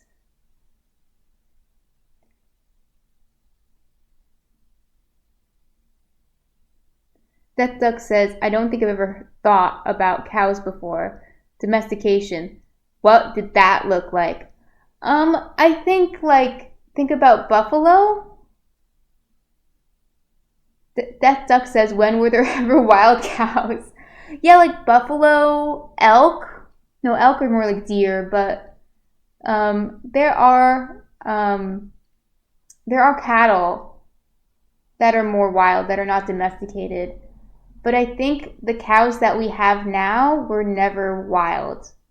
I think we domesticated some type of wild cattle and then kept breeding them until they look like the cows we have now. I don't know what the original cow was. I don't know what kind of animal it looked like. That's a good question. Bull cows. Dean Marshall says bull cows. So what do bull cows look like? Do they look like buffalo? Or do they look like the cows we have now? Yeah, because Yeah, the cows we have now, I'm pretty sure they were never really wild. Um, but yeah, yeah. Death Duck says wolf is to dog as blank is to cow. Yeah, something like that. Like dogs, I mean, there are wild dogs, but they're nothing like the dogs we have now. Dean Marshall says they are wild. Like bull cows are wild. But cows are not wild, obviously. Yeah, but what I was saying is like there are wild dogs, but they don't look like chihuahuas. They don't. Even the wild Mexican dogs. I don't know if you've seen them. If you go to Mexico, you can see them. There's these little like black dogs. Death Duck says pretty procedural. Someone had to say it. There's these little black dogs that are, I'm pretty sure, the precursor of chihuahuas in Mexico, and they are so weird looking. You have to see it to believe it. They are so weird looking and almost kind of creepy looking.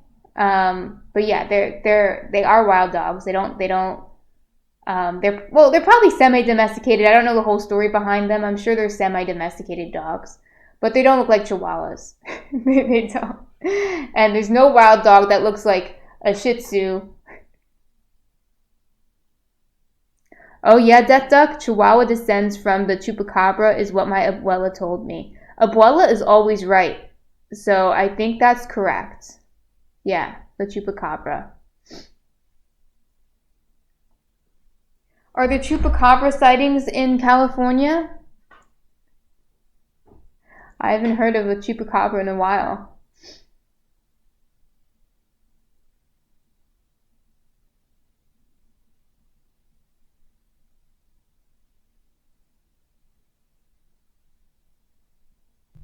No chupacabra sightings here, but what we do have, we don't have the chupacabra. Death Duck said I'm not allowed to talk about it much more than that. We don't have the chupacabra, but we have the Jersey Devil. But I haven't seen the Jersey Devil. I've been looking for him, but maybe he's seen me, but I haven't seen him. So there's that. So the Jersey Devil, for those of you who aren't familiar with the Jersey Devil, Dean Marshall says Tibetan Mastiff, probably the most magnificent breed that exists. Still not a wild dog, but they're probably, I'm assuming, huge and fluffy. So I have to look up what they look like later, but I'm assuming they're huge and fluffy. Death Duck says, sorry, I don't like the New Jersey Devils. Penguins fan here. Sorry if that is controversial. No, but what's so funny is the Jersey Devils, the hockey team, is named after the Jersey Devil, the folklore. So the Jersey Devils was named after the Jersey Devil, the folklore. You might have known that already, Death Duck, but I'm just, for anyone who didn't know, that's where the name comes from. And it's kind of like our chupacabra. So about probably a little over 100 years ago in the early... Death Duck says I've never heard about that folklore. What is the story? Yeah, this is good. Actually, let me go back even more than 100 years ago. I don't know the date it was supposed to have happened, probably 200 years ago. So it happened in South Jersey in the Pine Barrens. The Pine Barrens are a part of New Jersey that is just wooded pine forests. Very dense wooded pine forests, and it's very beautiful. It's very beautiful, and it's very sparsely populated compared to North Jersey. That's very overpopulated to some extent. It's sparsely populated, and about 30% of New Jersey is the Pine Barrens. So it takes up a large swath of New Jersey, believe it or not. I don't know, Dean Marshall. I don't know who Joe Namath is. Sometimes I think you're telling a joke that I just don't get. It went over my head. So then there was a mother, and obviously had a husband, Mr. and Mrs. Leeds, and Mrs. Leeds already had 12 children, and she said, "If I have a 13th child, let it be the devil." And then when she had this 13th child, it was the devil. It was the Jersey Devil. And the Jersey Devil, you can look at pictures of drawings of the Jersey Devil. It's supposed to have like a face of a horse. It almost looks like a dragon. It has the face of a horse. It has hoofed feet. It has like bat's wings. He was in New York something. Oh, maybe a similar story. So he has bat's wings. And there are different stories about like what happened after he was born. Some stories say he like murdered his mother after he was born. Some say he just flew away into the night, right? But either way, that's the first story of the Jersey Devil. But now there are lots of Jersey Devil sightings. And as early as about 100 years ago, there were so many Jersey Devil sightings in New Jersey and Pennsylvania that they actually closed down the schools and closed down businesses for a week because there were just so many Jersey Devil sightings and people were worried that the devil was coming to. He was eating livestock. He was like landing on rooftops and scaring people. Like it was just too dangerous out there for us Jerseyans to go out. So yes, the Jersey Devil, and this is where the hockey team gets its name from.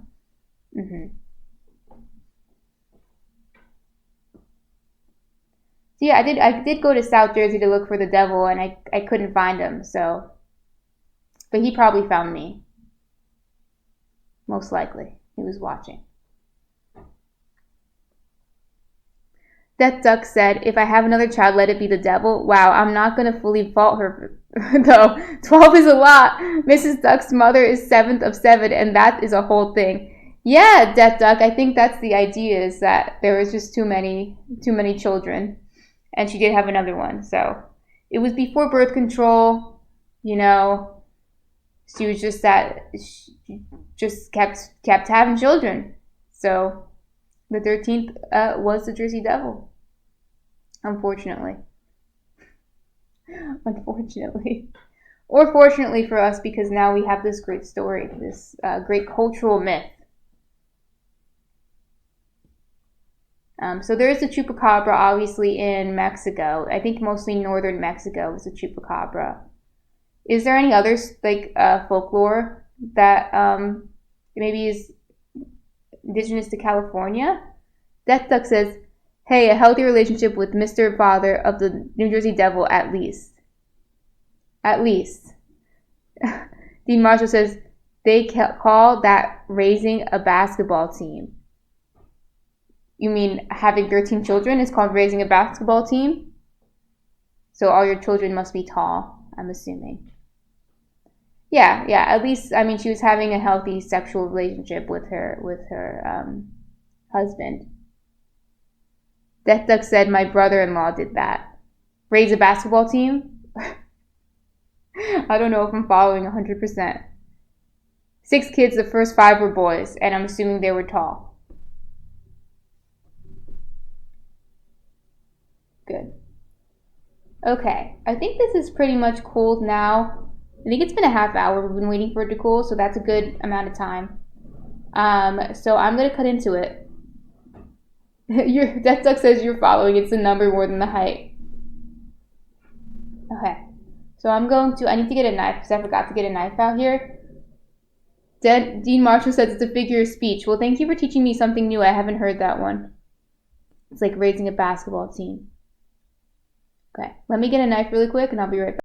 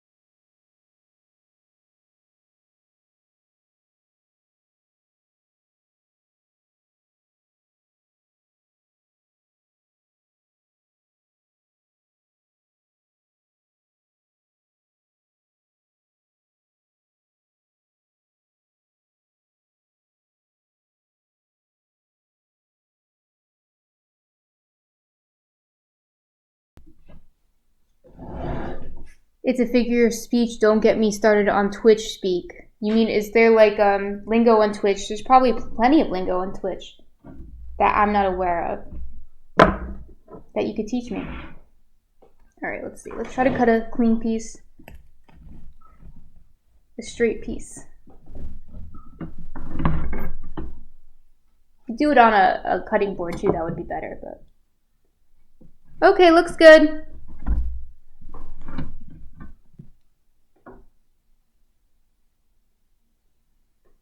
Your poggers. I don't know what that means. I'm assuming that's Twitch speak. Looks good. This is the piece I'm going to eat. Still a little warm too. Could have waited a few more minutes, but it's good.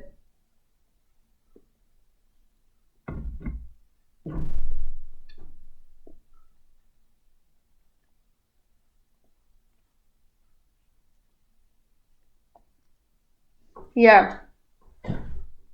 Banana bread is dense, definitely. And it is a vegan banana bread, so there's no eggs in it, which means it's going to be dense.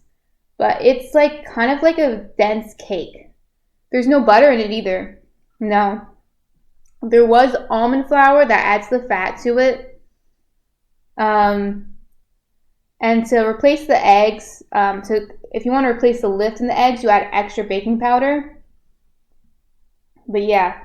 And add extra fat to it too. Like I added a good amount of almond flour. But yeah, it is a little dense, but I like it like this. It's really good. It tastes like cake to me.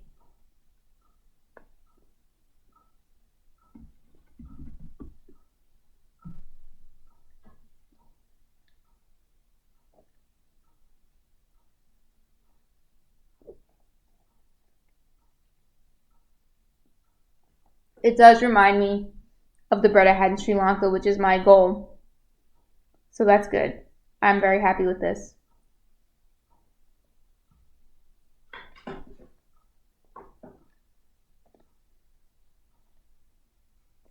Dean Marshall, I don't know if you meant butter in the bread or butter on the bread. I usually don't put butter on my banana bread. I usually just eat it like as is. But you can do whatever you want with it. You can put butter on it if you want. I don't think it needs it. It's already sweet and it has fat in it. Looks great. Thanks, Mom. I can make you some when you're done with your diet.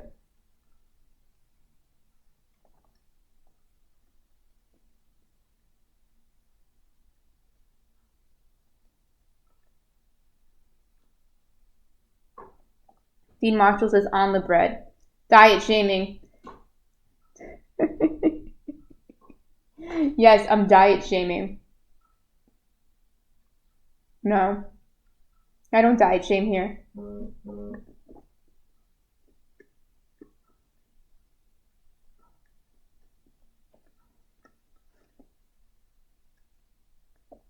Yes, Death Duck, you're just quacking. You're quacking me up.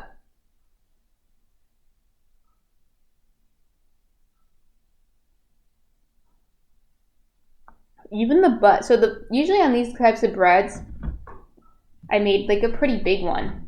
So the butts sometimes are drier than the middle. That's just how it is. But the butt's still pretty soft, so that's good.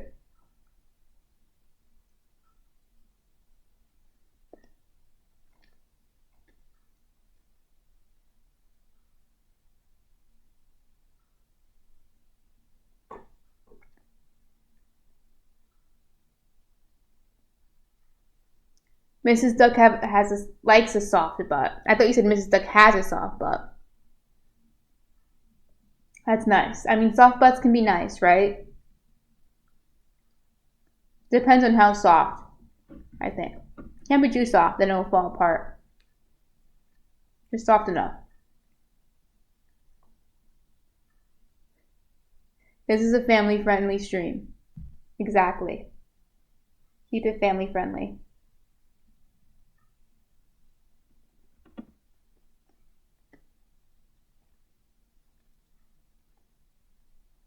So I'm going to make this again. Maybe this week or next week. I'm going to take videos of it and pictures. and I'm going to post it on my blog. So I'll have some more people taste test it just to make sure that's good. And I'll put it on my blog, and I'll put it on my YouTube channel and TikTok. Like I said, I'm everywhere. I'm going to upload this full stream onto YouTube if you do want to rewatch it or come back to it to see what I did in the beginning of the stream or whatever you want. But to make the recipe, it might be easier just to, watch the recipe video. But if you want to rewatch the stream, I'll put it on YouTube.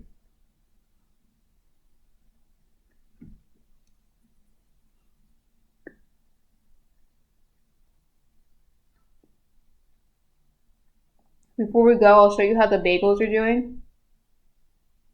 But I already have a short YouTube video, although I'll post a longer one too on the bagels. So I have a short YouTube video on that, and it's on TikTok as well. And I'll post a longer one that has like all the steps. Can you do VODs? Dean Marshall, explain to me what VODs are, and I can tell you if I can do them. Maybe. Tomorrow morning, I'll come in on at 8 a.m. like I usually do. That will be my plan. I'm going to do a President's Day. Usually I can't do a stream on Monday because I'm working, but I'm not working. So I'll do a President's Day stream. Oh yeah, the Twitch does, the Twitch.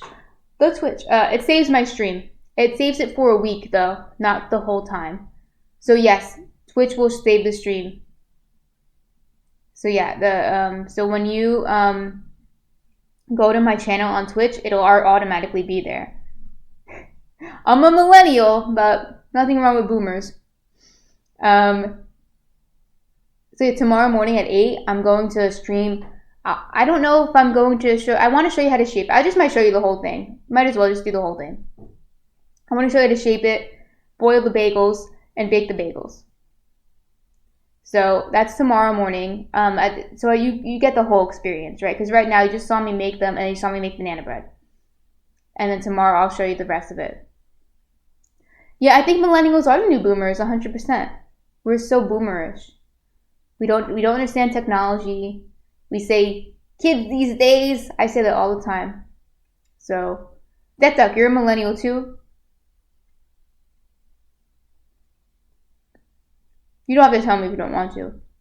If you want to keep your age a secret.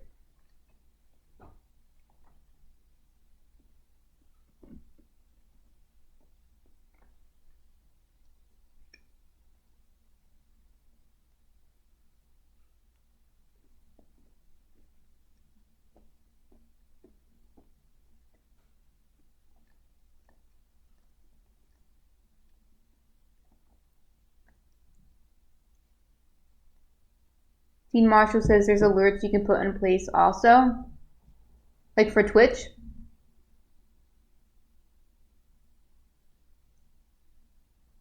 Some people don't like saying their age. I don't mind saying my age, but some people don't like it.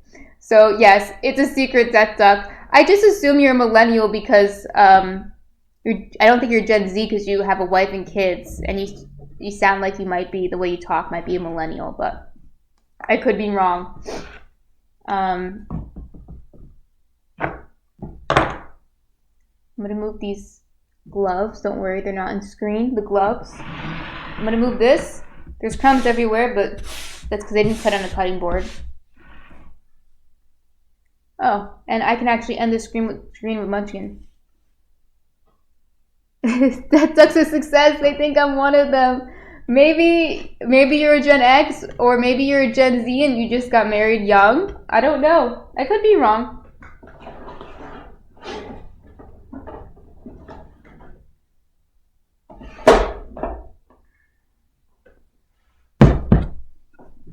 Okay. Dean Marshall says we always knew, Duck. Okay, so it's been about 3 hours since we finished the bagels. So I'll show you what it looks like now. Since the last time we looked, it rose a little bit more, but you see it's not done yet. It should fill up the whole bowl. Death Duck says, I'm not sus, I'm on fleek, and that's no cap for shizzle. So, very interesting. Very interesting. Okay, so this is what it looks like now. It'll probably take 3 more hours, maybe 4 more hours. Monka W. I don't know what that means. Dean Marshall says Monka W. So we'll wait for that. I'll show you tomorrow what it looks like in the morning because I'm going to put this in the fridge overnight and then tomorrow morning it'll be ready for me to shape.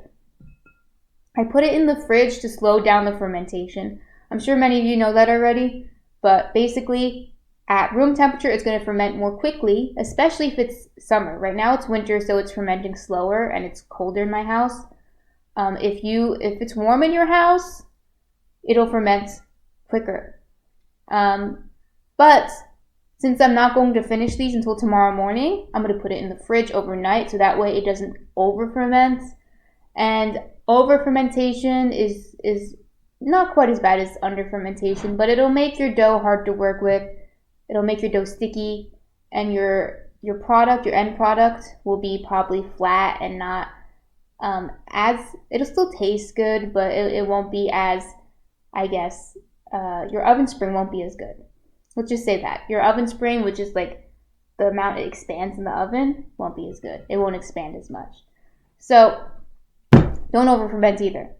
So that's what I have here. We'll put it in the fridge overnight. Oh yes. We can end the stream like we ended the stream last week. I'll close this and I'll move it. I'll move the food stuff and take off my apron, and I can get the cat to say goodbye. So, but I have to move all the food stuff first because he sheds. That's one of the reasons I'm doing this in the living room. I normally don't bake in the living room for this reason because Munchkin my cat's name is Munchkin. He's here. I usually bake in the kitchen, and the cat's actually not allowed. Poor Munchkin is not allowed in the kitchen for this reason. But for the stream, I bake here, I clean up, I bake here, and then clean everything out and put it in the kitchen. So let me put everything back in the kitchen, and then I can get Munchkin out. So give me 1 minute to do that.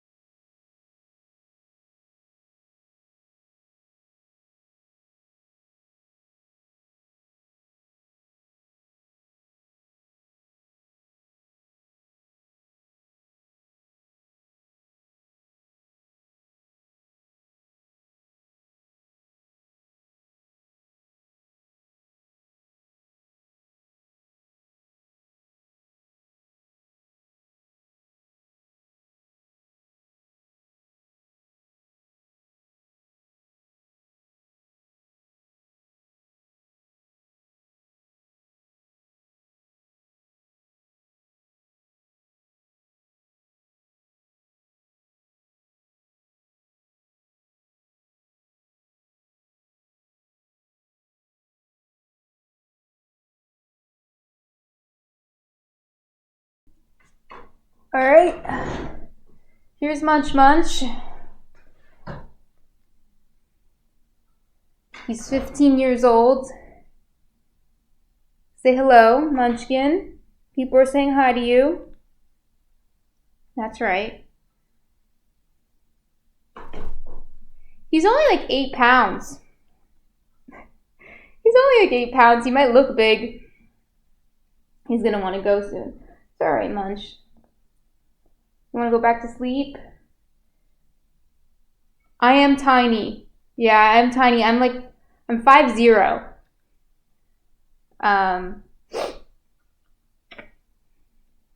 So I'm small. Dean Marshall says, great stream. Glad I stumbled across well-spoken, engaged, and listening skills to chat. Well, thank you for the compliment. I hope you come back, Dean Marshall. I hope to see you back. I had fun talking to you and showing you, even though I don't think you like to bake. I had fun telling you about baking. And if you ever get interested in baking, I'm here to help you. Hi, Munchkin. Yeah. Say hi. Okay, guys. I'll be back tomorrow morning at 8 a.m. I want to show you the rest of the bagels. If you're around, you can come watch. If you're not around, I'll post the stream on, like Dean Marshall said, it'll be on Twitch, and I'll clip some stuff from it so you can see. Hi, Munchkin. Yeah, he's ready to go. So I'll clip some stuff from it so you can see little clips, little snippets. And I'll also post the whole stream on YouTube. So if you can't come tomorrow, that's, understandable. You might work. I don't work on President's Day. But yeah, stay tuned for more streams. I'm glad you guys came. And enjoy the rest of your Sunday, and I'll see you soon. Bye, everyone.